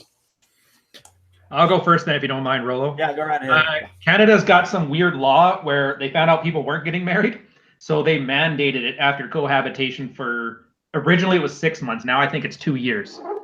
The rule of thumb I follow on that one is a relationship is the girl's job and it's the girl's goal. So why the fuck are you searching for it? There you go. If she doesn't sell you, like if she doesn't sell herself to you, then you're kind of denying her version of a chase. The same way as anybody who's got any number of girls under their belt, you know that time where you go to the bar and a girl's throwing herself at you and you kind of don't want her because it's like it misses that chase. Nope. So yeah, just you should be fighting tooth and nail, and she should be selling you on it. And if she doesn't sell you on it, I don't see why you want to fight for it. She isn't trying to jump on your dick even when you're too tired, which if you are, I don't know what to say about that. And then back to Donovan's thing, he's right. You got to have, that's why older is good, because you're more aloof. You have a been there, done that. I think we talked on your podcast about that. My experience is when I was balls deep in this girl, and she actually told me how great her fiance was, and that fucking blew my mind. Oh my God. They can't help it. They can't help it. Yeah, and here's the thing. At that point, I didn't give a shit because I had a duty watch, and if I didn't show up to work at 7:30 for work, I was getting charged and probably thrown into like the barracks. So my job was just, I got to finish because it's 40, and I'm doing the math on how long it takes to get to work from here. And then if I have a chance for, like the sanctity of fiancés and marriage was the furthest thing from my mind and the furthest thing from her mind. And it's, you get a couple of those under your belt and it'll really sober you to the idea that you really need her to be going all in, selling you on your commitment being valuable. And then Rollo, as far as I'm still very anti-marriage. I have it because it was like, it's basically mandated, so I make the best of it. And it's a great girl, or I wouldn't have even gone that far. But yeah, I wouldn't. Don't let Jesus bully you into it. Yeah, that's a good idea. Rollo, you've been married for a few decades legally. I've been married for 21 and a half years. Ow! I think I should probably, maybe there's some new people watching this, but I have a notch count of about 43 women. Okay, I used to think that oh my God, that makes me a man whore. But then like I see so many guys in the manosphere right now, and it's like they're in like triple digits, and I'm like, oh, maybe I didn't fuck enough girls. But remember, I'm from a different time. I'm from a pre-internet generation, and I had to sort of figure out game on my own. Pre-Tinder, you got to multiply the numbers. Yeah, exactly. So I'll just make a blanket statement right here. Don't get married. I have a fantastic, wonderful marriage. I wouldn't trade my wife for anything. I love my life. I love being with her. I like, what I have built for myself immensely, but don't get married. Only because in today's day and age, particularly if you live in the United States, I can't speak for Canada or other places, but the industry of the marriage industry and divorce industry have fundamentally changed the nature of marriage. Same-sex marriage has fundamentally changed the nature of marriage, just marriage in general. There's so many different reasons I can give you why you shouldn't get married. If you're considering getting married and you think it's a good idea, or you think that it's your religious duty, or if you think that, and a lot of guys are shamed this way, but if you think that it'll make you a man, or you are in some way going to be bequeathed with the title of manhood because you got married, think again. And before you decide to get married, go watch this documentary called Divorce Incorporated, or it's Divorce Corp, I think it is. Yeah, you can even watch it for free on YouTube here. It will open your eyes to why exactly I am saying do not get married right now, because there's no advantage for a man to get married that he cannot get while single.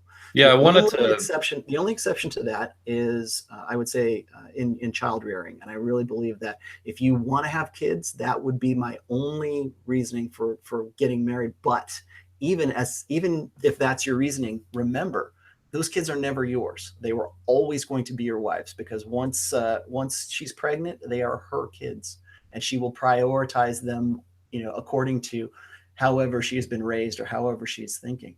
But don't think for a minute that those are your kids. Well, go ahead.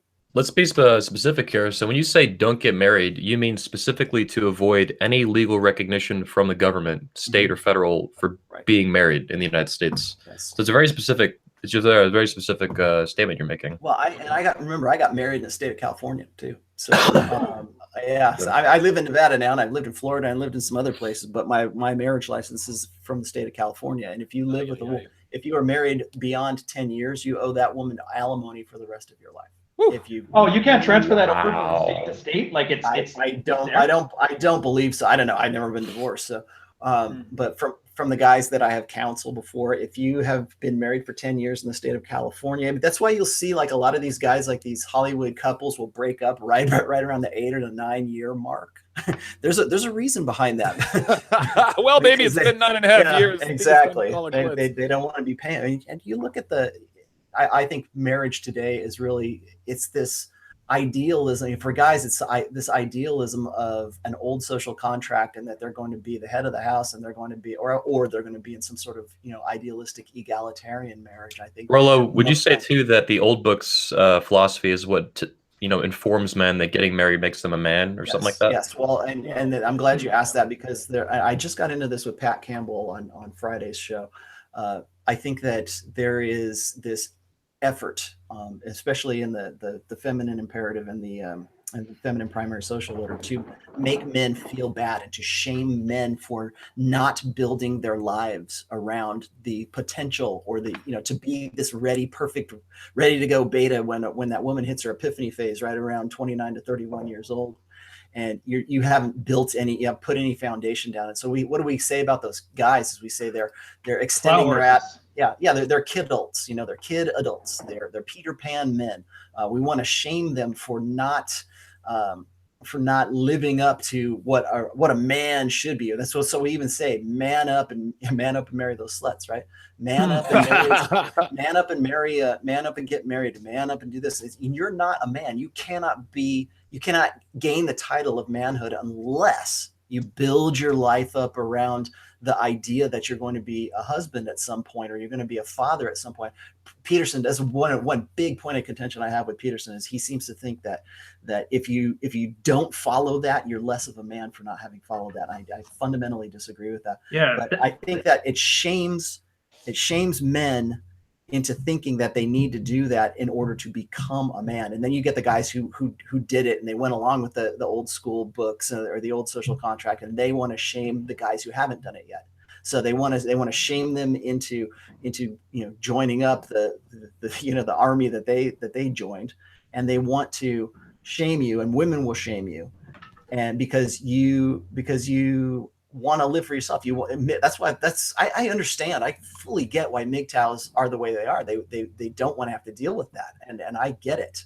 And they don't want to have to define themselves based on that anymore. But that doesn't make them less men, because they're living for themselves instead of living for the idea of being a husband and being a man. So we still want this old social contract where we're gonna base our ideas of what manhood is on an old social contract, but we're going to all of the dangers and all of the risks and all of the inconsistencies that are with modern marriage today. That's all based on the new social contract. And so you have this idealistic idea of this old social contract, way of things, but the danger is really in the new social contract way of things. And so we'll shame those men and say you're not a man unless you do the things that we tell you to do. And like I said, I think that's ridiculous, because we don't say the same thing to women. If a woman is 35 years old and never been married and never had a really long-term relationship, we don't call her a kidult. We don't call she's her a slut. Yeah, we don't shame her. We might call, in fact, even if we called her a spinster, we would look bad, not her. We'd say, oh, she's a spinster. No, she's a strong, independent woman who's been focusing on her career, and that's why she's freezing her eggs so that she can wait for Mr. Right to come along. And we won't call them, we won't shame them for doing exactly the same thing that a man who wants to, cut himself free from that old social paradigm. And that right there should show you the difference of how we treat men and a married man versus the guy who wants to ride his motorcycle around the country and experience things and do things on his own and not be held down by that. We'll berate him, we'll shame him, but we won't shame a woman for doing the exact same thing. For ruining their life and fucking it up. Yeah. Carl, did you want to hop in? Yeah, this is going to be a bit of a tirade here, but I was thinking about cycles for the longest time, because a lot of the guys that I know that are naturals, they weren't born with some magic ability to relate to women. What happened was these were the guys who were chasing pussy when they were 11, 12 years old. And what happened is they got a head start on everyone else, and they accumulated those skills very early on, and they've just been reaping dividends for decades. And that made me think of, there are certain skills you should get in every decade of your life. Like your social skills should come largely in your teens. Some basic academic stuff as well. In your 20s, you're laying the foundation for your future earnings. You need to that's when everyone learns the skills that they're going to make money off for the rest of their life. Once you hit your 30s, you have to start leveraging what you did in your teens and your 20s to further improve on that. You build the foundation early, and then you just refine it as you go along. The danger is that if let's say you're in your mid-20s, you've got some social skills down, you're in the middle of your degree program or just finishing it and getting your first job, you meet a girl, you get her pregnant, you get married, and like most first marriages, it ends in divorce, and after about 5 to 7 years, depending on it. And you're back in the sexual marketplace at 30, 32, 33, 35, somewhere around there, and you've lost 7 to 8 years of your life that you could have spent building value to get a better deal later on. And this is the risk of it. What reward do you get from settling down? What is the reward of marriage? It's non-existent. But the risk of marriage is, as Rollo says, if you're married for 10 years in California, you owe that bitch money for life. One of the lottery tickets. One of the things that Dalrock has sort of made me aware of when it comes to modern husbands and the modern marriage, you know, like I'm writing this book, Origin and everything, is that today's husbands are 100% about responsibility and 100% about liability, but they are 0% about authority. And so you need to be there needs to be a man in the house, but that man just is there to pick up the slack and to do what a man's supposed to do. And if he wants to be considered the head of the household, well, that's not how an egalitarian household works. And that's not, then you're trying to be this domineering, abusive asshole. And so it becomes all about responsibility and liability and accountability and 0% authority in that relationship. Well, basically, a modern husband is the stepfather in his own family. Don't tell my kids what to do. You're not their daddy. And it's the same thing. Don't tell me what to do. Don't tell the kids what to do. You're always wrong. And the biggest problem with that is women. This is the big problem with feminism. It's rights without accountability. There you go. And they're relying on male virtue to accomplish that. And it's one of the reasons why I've written so much on morality and moral philosophy over on the blog, because morality is what they kind of twist to make you act contrary to your own interests.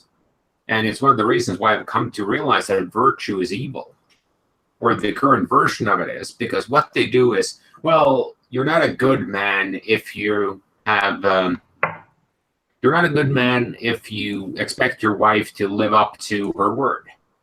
You're not a good man if you hold women accountable. You're an abusive asshole if you tell your girl, I want to see your phone because she's been on the texting back and forth for the entire night. And you're starting to wonder, what the hell is she doing? Is that Kevin in sales? So that's kind of the issue here, that men just don't have they have all the risk and they have none of the reward. Women have all of the reward and absolutely none of the risk. Or consequences. This is why women drag men down the aisle. This is why men in the media are portrayed when they're married as having the ball and chain. You ever seen a woman? Oh, I got the old ball and chain. Nah, bitch, you got the lottery ticket. That's marriage. They're all worried that they're going to say they're not a man. And that's why, if you guys remember that first question we got where the guy was worried about looking like a phony, that's where that mentality leads. If you stop worrying about man as an archetype and then people defining it for you, then you just focus on you and the here and the now.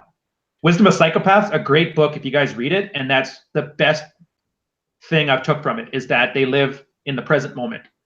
And when you stop looking at, like, will this make me look like a beta male in the future? Then you don't focus on trying to appease everybody's opinion of you. And you just focus on, how does this affect me right now? And then you don't get dragged down the aisle. What's the name of the book, Ryan? It's called Wisdom of Psychopaths. Okay. I can't remember the author's name.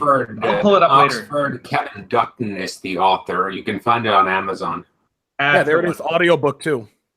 Guys, we have another question that came in through the text format today I want to get on. It bounces off exactly what we were just talking about. He says, hi, my name is Michael.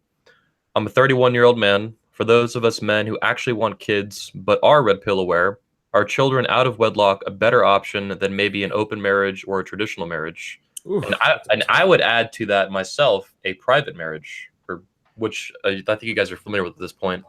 Yeah. Well, it's essentially common law. Well, let me ask you this though, do you have enough goats to trade for her parents' dowry? Is the title of bastard children going to affect your right to heir? Right. Since we're talking about these old institutions, let's just go full retard. Yeah, I was going to say, let's do it. Why not? How big's the dowry? The other question I would ask is that really your choice? Because it's quite possible that even if with the best of intents that you want to establish a marriage because you want to have a good solid base in which to raise your kids and everything, always understand, the thing that a man is always going to have to live with is that those kids can be taken from him at any time. They're never your children, regardless of marriage considerations, right? Yes. So I think that, yes, I think if you can establish a good, solid, loving relationship and loving marriage where the two of you are on the same page, and you've got a woman who admires you and respects you, you always know that I mean, in the back of your head, you always know that that woman has the power to just completely destroy you at any time. Is it still worth it to you? That's I think is one of the most vexing problems that men of this generation have to deal with right now. A lot of them don't. A lot of them just, like I said, they believe in this, Pollyanna idealistic idea of marriage. Like, oh, that'll never happen. We're gonna, like, what's his name? The Prince, is it Prince Harry or whoever it is? Getting married without a prenup. I mean, oh my God. And look at who he's marrying. Oh my God. And it's like, Jesus dude, Christ, and she's 36. But if you want the most accurate description of the modern beta of this generation, the beta who just the alpha beta, sticks his head in the sand and believes in I mean, the worst of the worst. I mean, he's marrying a divorcee who's older than he is. What does she have? Kids already, I think, and she's this uber feminist, and it's just like, you couldn't have picked a worse candidate to be a princess of all things. But see, this is the mindset. These are the guys that are getting married today. These are the guys, and that is the basis of what they think they're going to have. They think they're going to have this egalitarian marriage where we're all going to be equal, and I'm going to do the dishes, honey, and we're all going to be fine. You're still going to want to have sex with me, even though I'm doing that. And they think that they're going to get into that. But if you are red pill aware, I think that right there should certainly inform your decision as to whether you want to get married at all. And second, not yours. It's just your turn. Yes, it's just your turn. There you go. Keep that in the back of your head at all times. So what about kids, right? Is it a good? Yeah, exactly. So that's tough. That's a tough question for guys, particularly like we're going to talk about here. I'll briefly get into this. When you're in your 30s, that's when you're building your castle. That's when you're building the foundation for your empire right there. When you're in your 20s, you're learning how to figure things out and how to acquire the tools to build your empire. And that empire starts right around 29 and through 32, 33 years old. And that's why I say guys who are hitting their sexual market peak around, and then again, this is debatable, but I say usually around 35, 36 years old. That's when you're going to start hitting your stride. At least you're going to start hitting your stride. And you're going to be more valuable, and you will have more of a selective capacity, and the sexual selection process will switch over from women to you. And the trick women have to play on guys is to keep them in this constant qualifying to them long after they've lost all of the capacity to really compete for that guy's attentions. And that's why a guy like Prince Beta doesn't get doesn't understand that. That's why he goes for a girl like that, because he's been fooled. Brutal. He's a prince of fucking England. Okay, that's who. Right, he can have any woman he wants, and he chooses this broad. I can't believe it. But he will not give himself the permission to actually be selective. And I wish I could just grab him and just shake some sense into him, man. But I mean, the guy, I don't know how old he is, but let's just say he's 36 years old. If he's making this decision, I don't think he is. I think he's younger than that. But doesn't matter how old. Well, if he's making this decision when he's hitting his stride and hitting his peak, you can tell that guy is beta, and he's probably a long-term beta. He's gonna stay that way. Terminal beta. Yeah, because he's 33. Oh my God, he's 33. Dude, I miss him in his old days, back when he dressed up in that SS outfit for Halloween. I remember that. Yeah. Well, here's Tucker Max, by the way. He's Royal Tucker Max, just in case you were thinking about it. Yeah. So here's a question. Let me just finish real quick. I was going to say is that the reason I say that, the reason that I say you're at your most marketable, is because you have built yourself into something that more women, when they're at their most necessitous, need you the most. and they need what your qualities are the most, because you're still good looking. You still have, you've got your shit together financially. You've got your shit together maturity wise. You can actually pull off a muse mastery. You have some actual real mastery by that time. And women know that guys in that state are highly desirable, first of all, but they're hoping you don't know that. They're hoping that those guys are still beta and still stupid enough to make stupid decisions, like get married to them after they played themselves out right before they're about to hit the wall. They're hoping to cash out of the casino with a big fat jackpot before they can't play the game anymore. But go ahead. Here's a question I have for all of you guys, and I think all of you are familiar with this, or most of you are at this point. So in my purple pill days, in the pickup community, and I was also very familiar with the men's rights community. So those two branches that are pretty big in the manosphere, I devised a plan. Well, in the pickup community, I saw guys come in their 30s and 40s after getting divorce raped, and it was very clear that there were problems there. The men's rights community, and looking at what they were talking about, made it also very clear, even more so, that the legal elements of marriage were fucking insane for men. I figured this out in my early 20s. I was like, under no fucking circumstances am I ever getting a legal marriage in my life.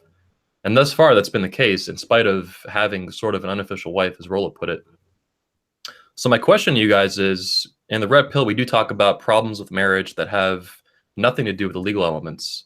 Just the way fathers are treated, the way husbands are treated, the way they're portrayed in the media. There's a lot of problems there that's just shitty. But there's also a whole legal element that just sucks even worse, and it's extremely dangerous, and often results in divorce, rape, and other serious problems, up to including suicide. So my question is, what are your guys' thoughts on private marriage? Meaning, trying to, or doing your best to obtain all of the functions of a marriage, so to speak, for the purpose of family formation, but specifically and purposely avoiding common law marriage and getting a marriage certificate or license at any point.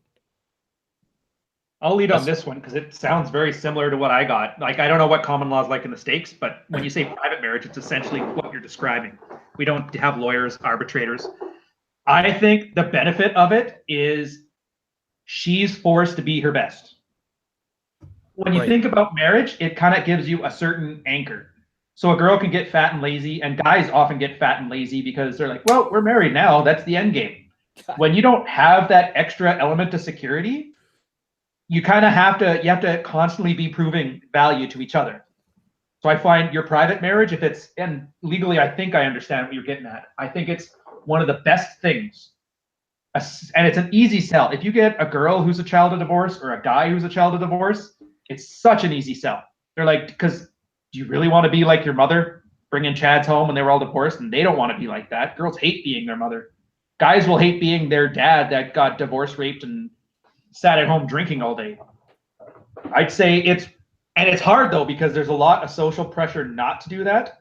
Oh yeah. And again, it touched that same question earlier, that guy who's like, well, what if they think I'm faking? You got to stop caring what other people think. They'll start, I mean, I've even for mine, people have said, oh, so you're going to have bastard children, or I'm like, fuck off. Just fuck off. Yeah, they don't have any skin in the game, so their opinion doesn't matter. Those are exactly my thoughts when I went through it myself. Obviously, with a horrible choice in women to the extreme, but the functions of it, I think, were pretty good. And I'm actually very surprised. I haven't done. It's pragmatic. Yeah, it was very pragmatic, and I'm surprised it hasn't taken off as an idea in the red pill more thoroughly. Like, it's not perfect, and it doesn't solve everything. There's serious problems outside of the legal context with marriage, but in terms of legal stuff, it's pretty good. In fact, it's so good. Like I think you've talked about, Ryan, that if private marriage as a concept were to take off, like I tried it, it would actually be, we might get like a Canada type thing where common law marriage becomes all of a sudden this huge feminist issue where now they're forcing men into marriage or something like that. But until that happens, that ain't the case. Yeah, and Rollo, you've been to a few states now. Up here, we have a thing where once the kids get, I believe it's 13, they're allowed to pick which parent they live with and has custody. Is there that in the States? No, nothing like that. Usually it's whatever the court is going to grant. And usually that's 98% of cases that's going to be women. Unless that woman is a prostitute and a drug dealer and a drug user. I mean, unless there's some and even then they still get to keep their kids, dude. Yeah, and that goes back to the I've talked about this before. It's like it's the cult of the child. It's whatever is in the best interest of the child. So you guys need to always think they always think that that's going to be with women. Yeah, because it's how it plays out here, which is awesome. And it's, you separate the guys that want validation. Like, you know, some guys want kids the same way that people want pets. I want something to love me. Mhm. And they're the ones that are terrified. They'll put up with sexless marriages because they get to be around 8-year-old kids that constantly adore them. And I think that's a horrible attitude. Oh, As opposed to, let's say your goal is to raise children into adults. Then it switches and you realize, like, your job is to be a stable, good parent. Like, kids love structure. And if they reach that age of 13 and they realize mom and your ex-wife is bringing home a new chat every week and she's kind of ignoring them and missing all their stuff, meanwhile dad is the stable influence in their life, then you're meeting your goal of raising children into adults. Sure, you'll not see them until they're 13 and can decide to live with you, but you shouldn't have to want attaboys for being a man. Mm-hmm. Yeah, that's true. I was going to say, I think that I think Anthony, I understand what your arrangement was with Medusa. I get that, and I understand that.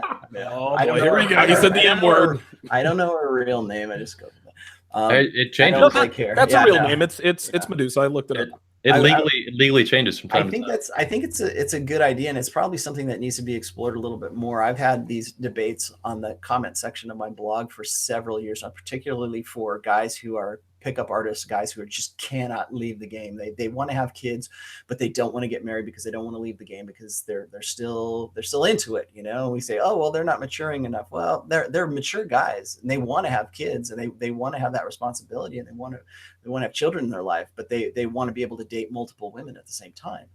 And you know, first of all, I don't think that's the most healthy idea for these guys to do that, but they're trying to come up with a very similar solution to what you're talking about right now. Is they think that they can have these open relationships, but they are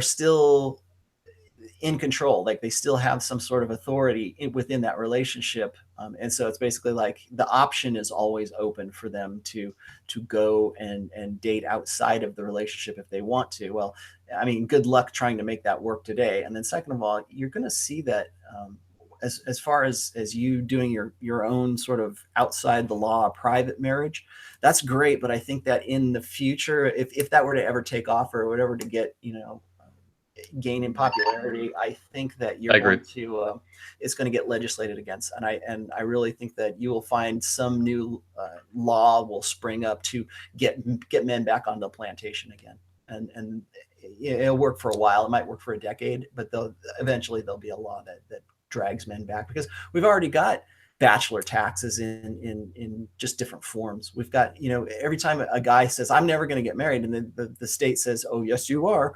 And they want to, as much as guys try to get away from hypergamy, in a feminine primary social order that can legislate against that, you are always going to fail that until you can change the politics, and until you can put your own judges on the floor. You can't do it. Carl?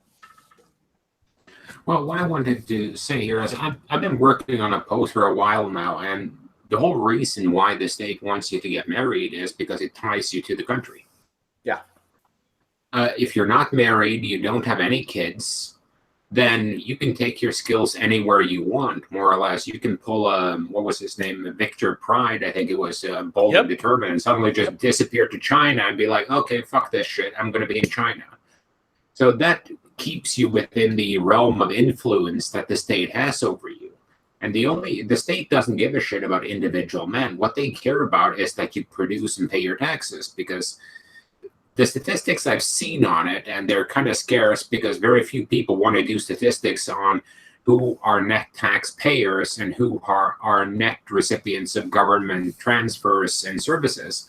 But what I saw from New Zealand, that has a very developed welfare state, is that women, they pretty much are net negative to the state. If there were no men in New Zealand, the state would be bankrupt in about 3.5 nanoseconds. Wow. They would be Venezuela and Greece in a couple of days. And this is what happens because women vote to have more government services, more government handouts, and the men have to pay for it. So if men are suddenly not getting married, they're not having children, and they're not tied down, those men will move if the tax regime goes too hard on them. But if they're tied down and they know that the women, I mean, you're not going to take your wife who's used to an American lifestyle to go live in Kuwait where she has to wear a burqa. I mean, your chick has grown up with tube tops. She's not giving up her tube tops for a niqab. So that at that point, they're just draining you for the extent of your life. And if you're lucky, you get to retire in your 70s and get to have your wife nag you full time instead of part time for the last 10 years of your life. Donovan? Yeah, I think the private marriage, obviously there are many levels and layers to it, but on its face, it's not a perfect solution, but it sure as shit beats getting married, entering into a contract with a woman and the state. And here's the thing. I think that private marriage would really only work.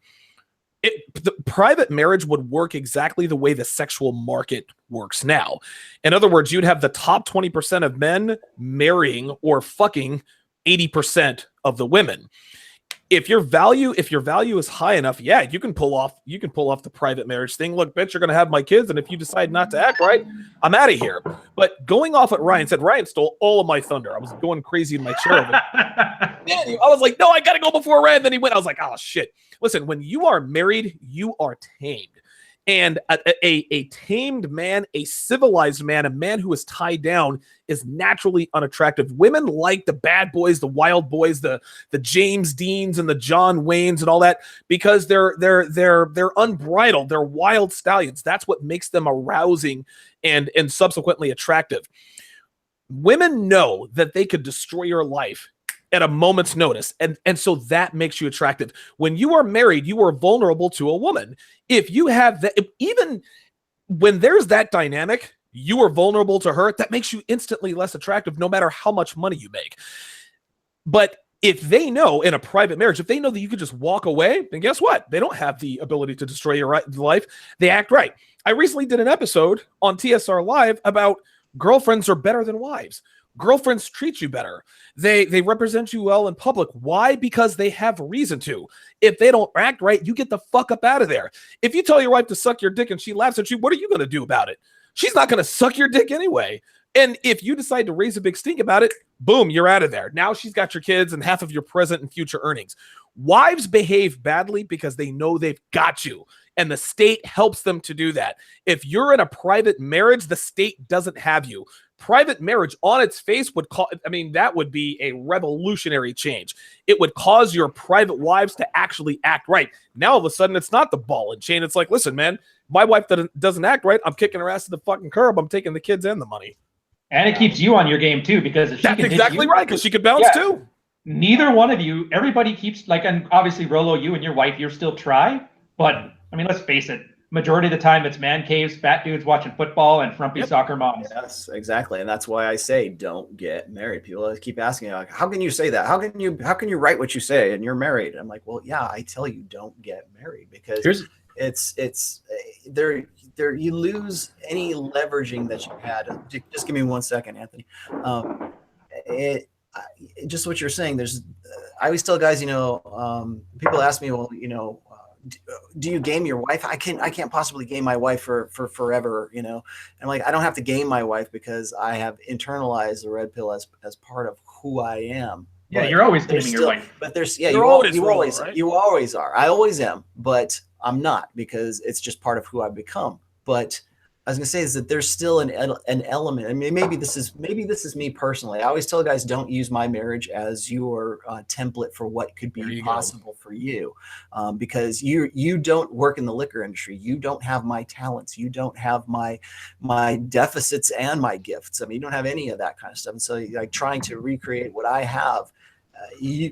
More power to you. I hope you can. I hope you can find a great woman that you can live the rest of your life with and raise kids with. I really think that men really want that at some point they want to have some kind of connection with a woman and they want to have something long-term. They want to have kids that are theirs and that are going to be around for them and that they're going to have some sort of influence in. I mean, when guys decide that they want to get married and they always say, well, what about the kids? What if I have kids? And that's why I keep coming back to the fact that they're never going to be your kids. They're never yours to keep because they can always be taken away from you by a woman or by the state at any moment, because you're just a mere man.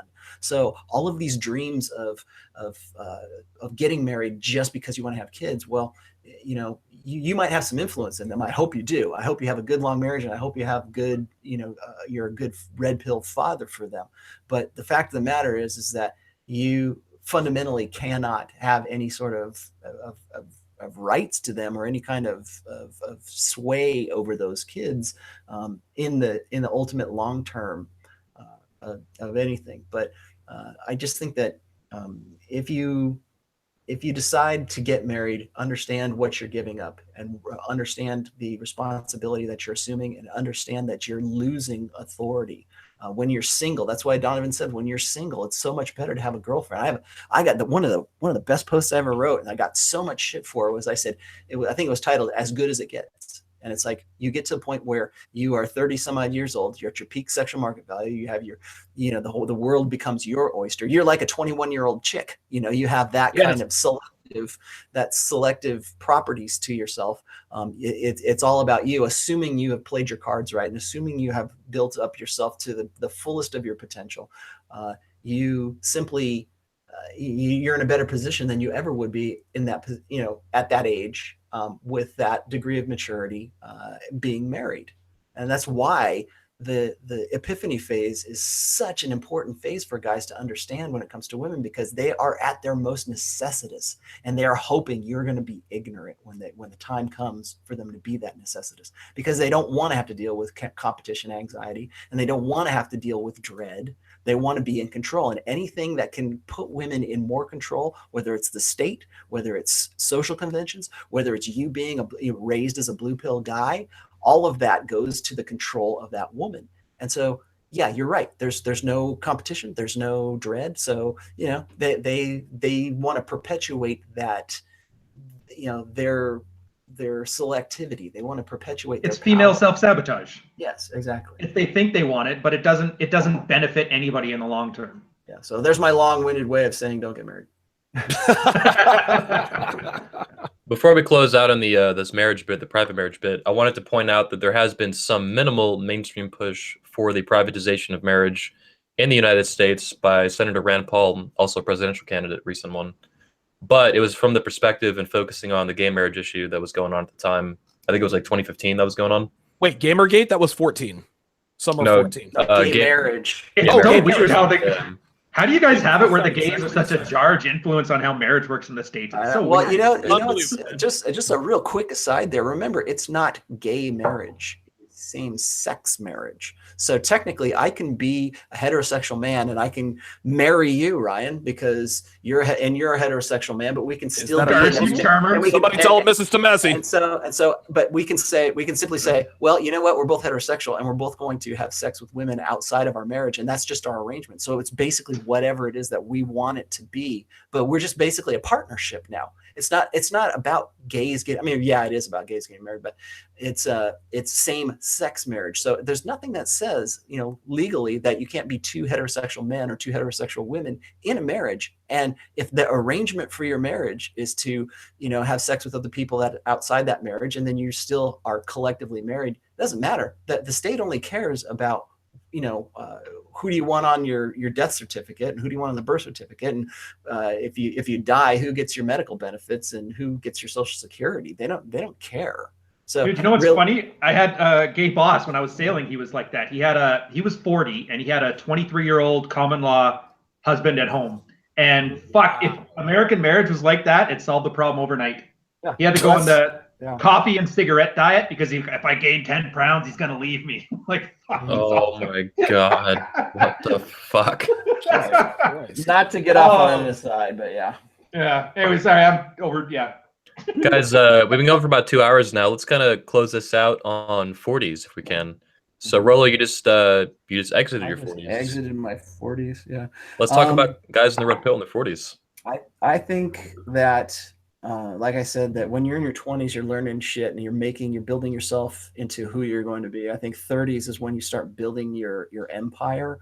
And I think that in my 40s, at least, that's when you're going to really develop yourself with that full knowledge, knowing what, hopefully by the time you're in your 40s as a man, you have at least realized some of your potential, hopefully all of your potential, probably not all of your potential. I can't really say that because I really think that even, you know, at 50 years old, I think that I still have a lot more to do, and there's a lot more things that I want to accomplish. But I think that when a guy gets to be 50 and he looks back on his life, hopefully you are red pill aware, and hopefully you have you know, learned who you are, and you have built something for yourself. And this is the age that I write about when I talk about guys getting zeroed out.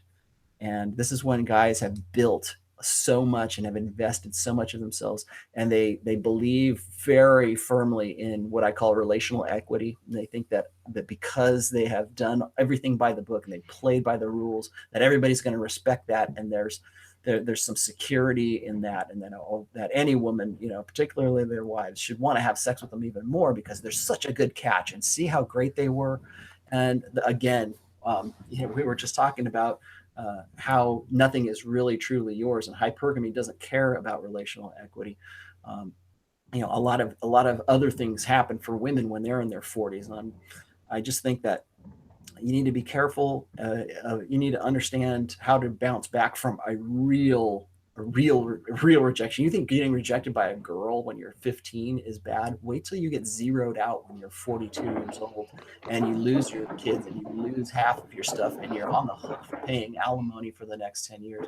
Now, you know, I would like to attribute the success of my marriage to my red pill awareness, but don't think for a second that I don't know that. Don't think that I don't realize that there is still a possibility, as good as my marriage is, that could happen, you know. And I'm just exiting my 50s or exiting my 40s here.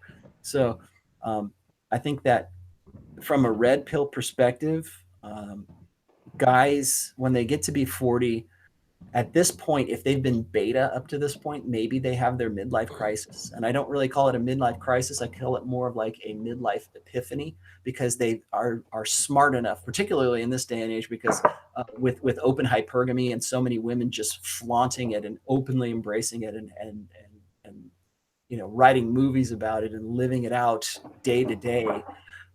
When a guy realizes that he's been a tool, when he's been a beta tool for the sexual strategies of women for as long as he's been, you know, in the game, I think that that's when they realize, oh shit, I just went through my peak sexual marketability. I didn't, you know, I should have waited. I should have done this. I should have done that, because they now have a better understanding of how the game is played. And I think that that's what is the primary contributor to midlife crisis, because they become aware. It's like they become aware. We call it in the manosphere, we call it, or in, I think Ryan calls it awakened well married. And these are guys at 40 when they get unplugged and they're still married, and they're like, holy shit, I've been duped this entire time. And so at that point, maybe they want to go buy a motorcycle. Maybe they want to trade up for a hotter wife if they could, but they're coming to that realization. And I think that you can either really benefit from that, or you can really self-destruct because of that. Like for me, when I got to be about 43, 44 years old, I didn't go through a midlife crisis, because I was pretty happy with who I was and what I had done.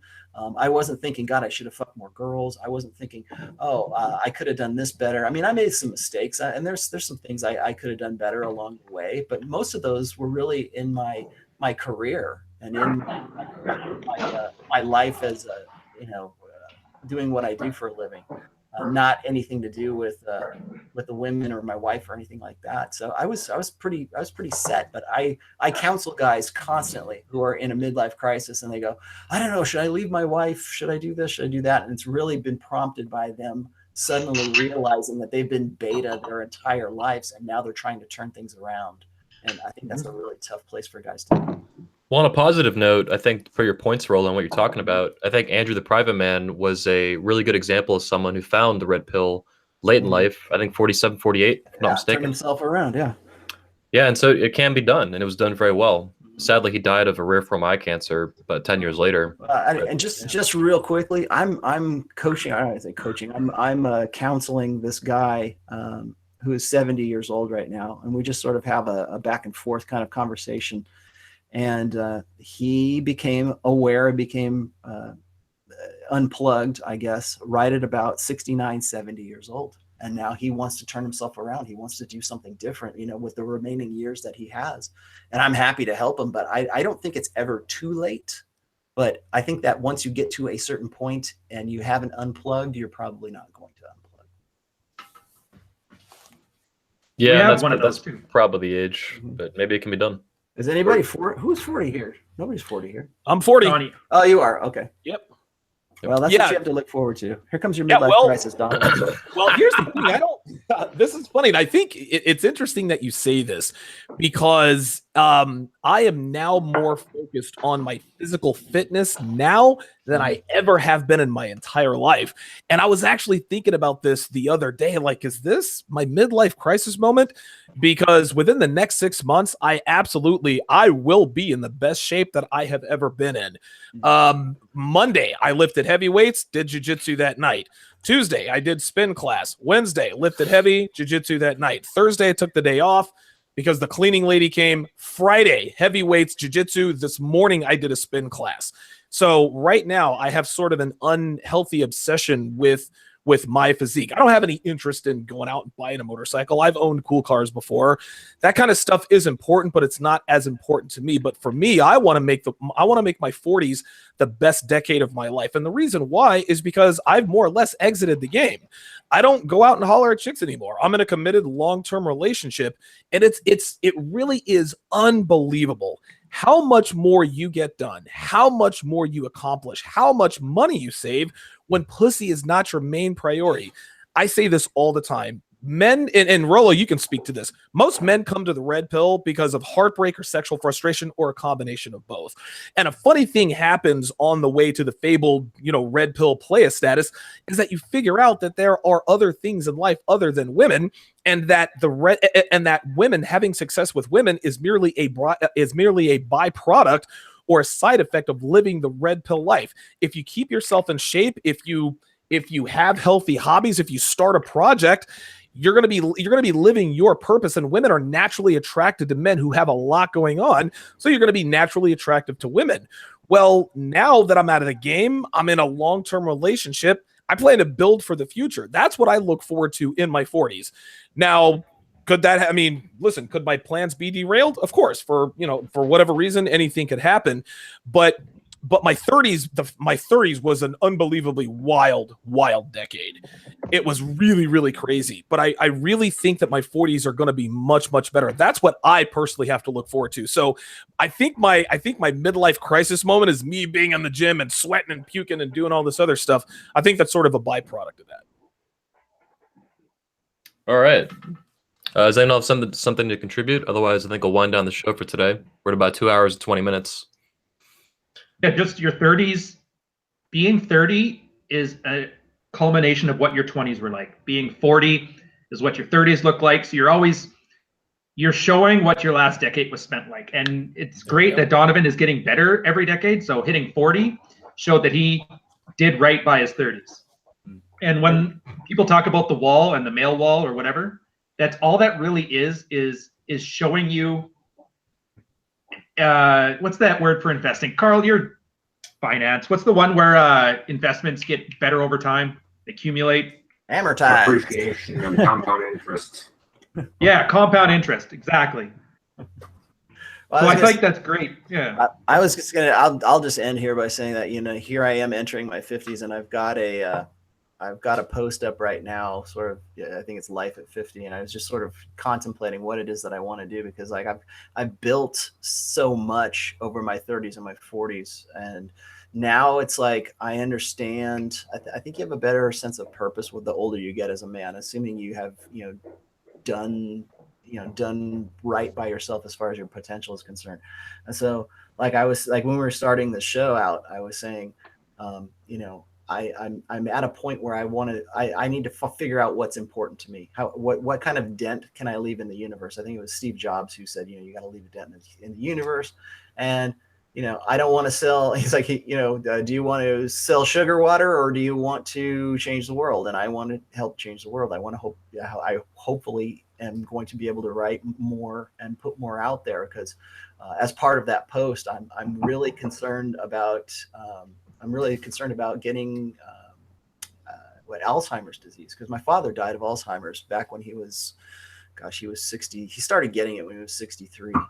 And he ended up dying when he was about 72. And I just saw him, a guy who prided himself on his intellect, just really just watch him decay and disappear before my eyes. And to me, that's almost like a fate worse than death. So it's like, that's really kind of set a fire under my ass to write more books and to do more of what I do now, like doing, you know, being Rollo Tomasi, as opposed to being, you know, just a guy who works in selling sugar water, really selling alcohol. So that's why I'm sort of at a turning point right now where I want to involve myself a little bit more in the Red Pill community and a little bit more in my writing and be Rollo Tomasi, the author now. And if I have any hopes for the future, I hope that I can put out more books, and I hope I can help more guys before I end up going out. And hopefully that will be till I'm like 80 or 90. But, you know, there's always that doubt in the back of my head that, you know, maybe I'll get Alzheimer's, or maybe something else will happen, or maybe I get hit by a truck today. Who knows? But I'm a little bit more wary about leaving something behind, because it's really an interesting thought to me to think that maybe my grandchildren and my great-grandchildren will read the Rational Mail and go, what the hell was Grandpa Rollo talking about? You know, I can't imagine what society. Oh, that's your crazy Grandpa Tomasi, right? Yeah, exactly. I'm just dying to know, because nobody in my family is an author. Nobody's ever done anything remotely like what I've done. Right. So it'll be interesting. I hope I'm the one that is the most remembered of the Tomasi clan. Well, I would say you're off to a good start. I just wanted to say one quick thing about appreciation and depreciation as far as men and women go. Women are like cars and men are like houses. That's just all there is to it. Dude, when you buy a brand new car, it starts to depreciate the minute you roll it off the lot. The minute a woman takes your cock for the very first time, her value has already depreciated. Men, we literally do get better with age. And the male wall, it's funny. Men, we don't hit the male wall. We kind of glide into the male wall. There's no precipitous fall in attraction for men, in part because we physically age better. But another reason why is because our value is determined by so much more than just looks. There's personality. There's goals. Are you goal oriented? And I've always said this: a man who's and for all you guys out here thinking, well, money and looks is all that matters in game. They're actually, I don't want to say they're right, but there is something to that. A man who's an A+ at one thing will fuck better looking women than a man who's a B- at everything. So if you are a complete deadbeat in every walk of life, but you are in fantastic shape, you're 3% body fat, guess what? You're going to be fucking hot bitches. If you have nothing else going on, but you invented the Post-it note, you're going to be fucking hot bitches. If you have nothing else going on for you, but you've got the gift of gab, you're going to fuck hot bitches. Just don't try to be this well-rounded man that the world tells you you have to be. Try to be as balanced as possible. But you have to understand, to be great at anything, you have to be naturally imbalanced. So make sure you focus on what you're really good at, cultivate that, and eventually people are going to start to gravitate towards you, most notably women.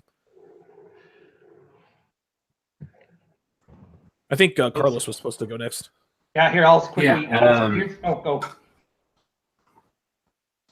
No, what I was going to say is that Black Label Logic, the blog, is kind of the culmination of all these screw-ups in my 20s.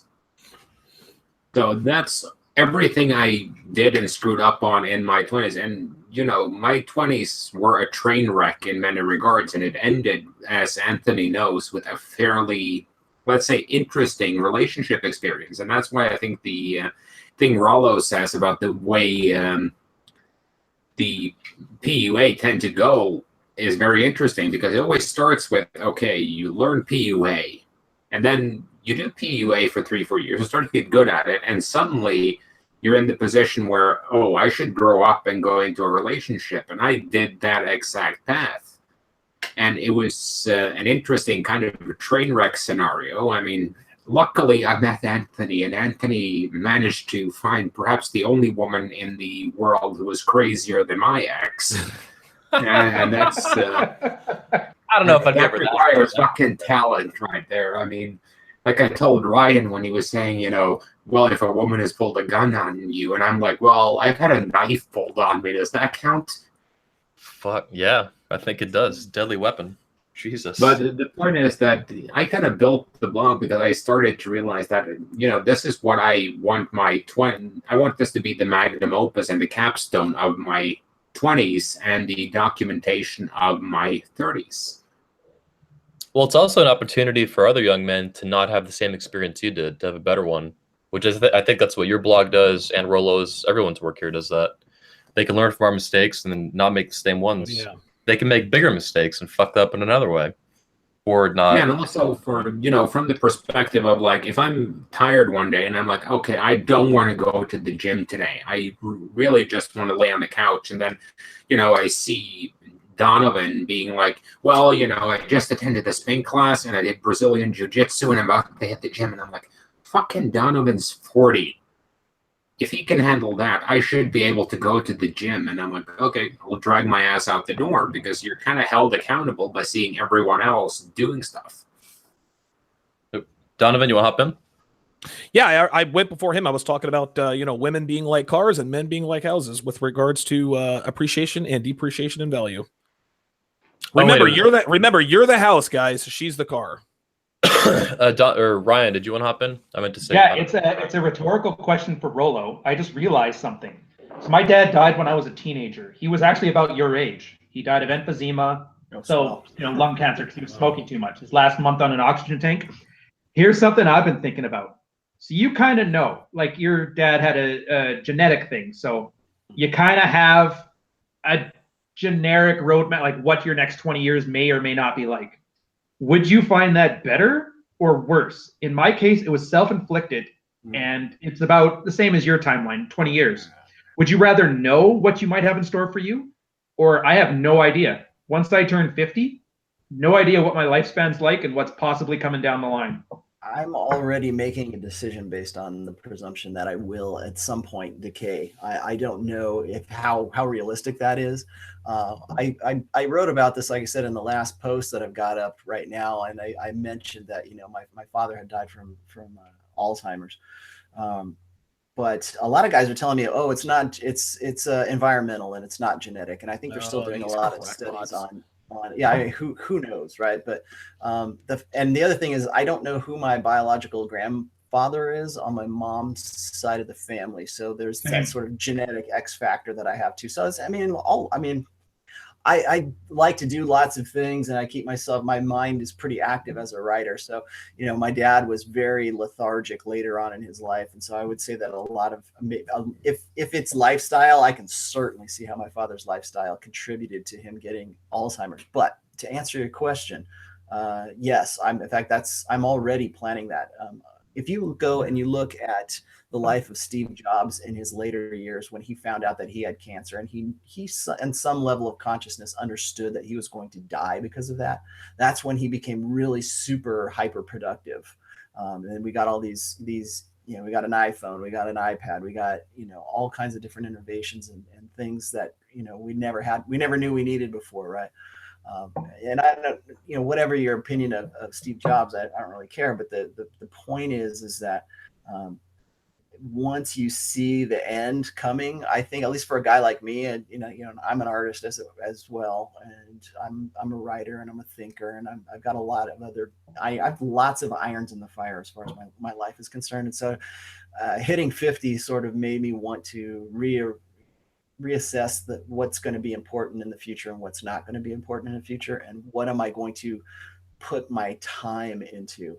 Do I want to put it into my hobbies? Do I want to put it into getting as many hours snowmobiling as I possibly can, or do I want to produce a red pill book on religion? And I just wonder how it's going to be different when I'm your age, because you kind of know. It's going to be. I have no idea. I think, particularly because of what you went through with your own father, I think that you will probably be along the same lines as me. You're going to say what's important to you. I think one of the greatest things about the red pill and the self-improvement side of red pill awareness is it's really changing men's behaviors that other men in the previous generation, like my father's, for instance. I can't imagine what my dad would have been like if he had had access to red pill awareness. I mean, would that have changed his behavior? Probably not. I don't think so. But think of all of the decisions that men make and have been making since the time of the sexual revolution, and how that's affected shortened their lives and affected their effectiveness of being a human being. Yeah. What are they doing? And like I said, I want to leave a dent in the universe. And I think probably these 3 books have already done that for me pretty well, but I still think I have a lot more to contribute. So it's really just it's really sort of deciding what's important to you and what's not important to you. Yeah, so it's neat. It's a nice little thing to think about. Yeah. Fuck you for getting older, making me think about that shit. Yeah, I know. It's like, do I want to fuck around or do I not want to fuck around? Yeah, like we're all gonna be like laying in bed and like god damn, man, like what if, you know? Yeah. And then it's funny, it's like this is the kind of shit that you should be thinking about when you're 25 years old, not when you're 50. Yeah, but all we're thinking about is pussy then, man, all right? Yeah, that's right. Dude, my sailing schedule, I didn't have time to think about anything. I was too busy working, for fuck's sakes. Yeah, right. True. All right, gentlemen. With those closing comments, I think we'll close out for today. Thanks to all of you for joining on the show, per usual. For those of you watching, thanks for tuning in live. Appreciate it very much. Those of you watch later, thank you for investing the time as well. And now you can all go talk shit about us. Yeah, in the comments. No, but listen, they can't do it. Listen, people don't like to talk shit if there's not an audience. That's why I can't wait until we start taking phone calls. Anybody can be an e-thug in the chats, right? Yeah. Because it's not in real time. Let's see what happens when these motherfuckers call up, man. Hey, did you see the one on Twitter that was commenting on Rolo? She absolutely hates us and she watches constantly, which is like really nice of her. Hey, you may hate us, but you're watching, bitch. Hey, I started a Patreon as a for the first time in my life as a result of thinking about what it is that I want to do. So maybe these haters can go and fund me. Yeah. They do indirectly. Well, Yeah, they do. my question is, a woman saying, I hate you guys, but I can't stop watching, isn't that the same as a woman calling you an asshole? Isn't that just basically foreplay? Listen, the woman who claims to hate Rollo Tomasi would have 16 of his kids if he wanted to. Glad you all figured that out on your own. Ignore the words. It means I'm doing my job. There you go. Actually, I think she wants you, Donovan. I think she was Watch a the color action. chick. I think she likes you or me. Dude, I fucked She called her us. already, man. We're I like fucked her already. 40% of the panel here, and apparently we're tokens. She looks like a mix, according to her The profile. 49% minority, supposedly. I don't know. She looks kind of crazy, to be honest. I'm looking at her picture now. Listen, I have no idea what you guys are talking about because I've been banned from Twitter. So That's right. I'll assume she wants to bang me because all girls who hate Donovan Sharp also want to hate fuck Donovan Sharp. I don't care. It's part of the gig. We'll teach you a lesson. Yeah, absolutely. With that said, everyone watching, there are links to each guest's website and Twitter account underneath this video. Go check them out. Visit Rollo Tomasi's blog. Visit Ryan's Twitter account. Visit The Sharp Reality, and visit Black Label Logic's website, blacklabellogic.com. With that said, we're going to close out. Thanks for tuning in. Guys, stay on the call. I'm going to close it out live. Adios.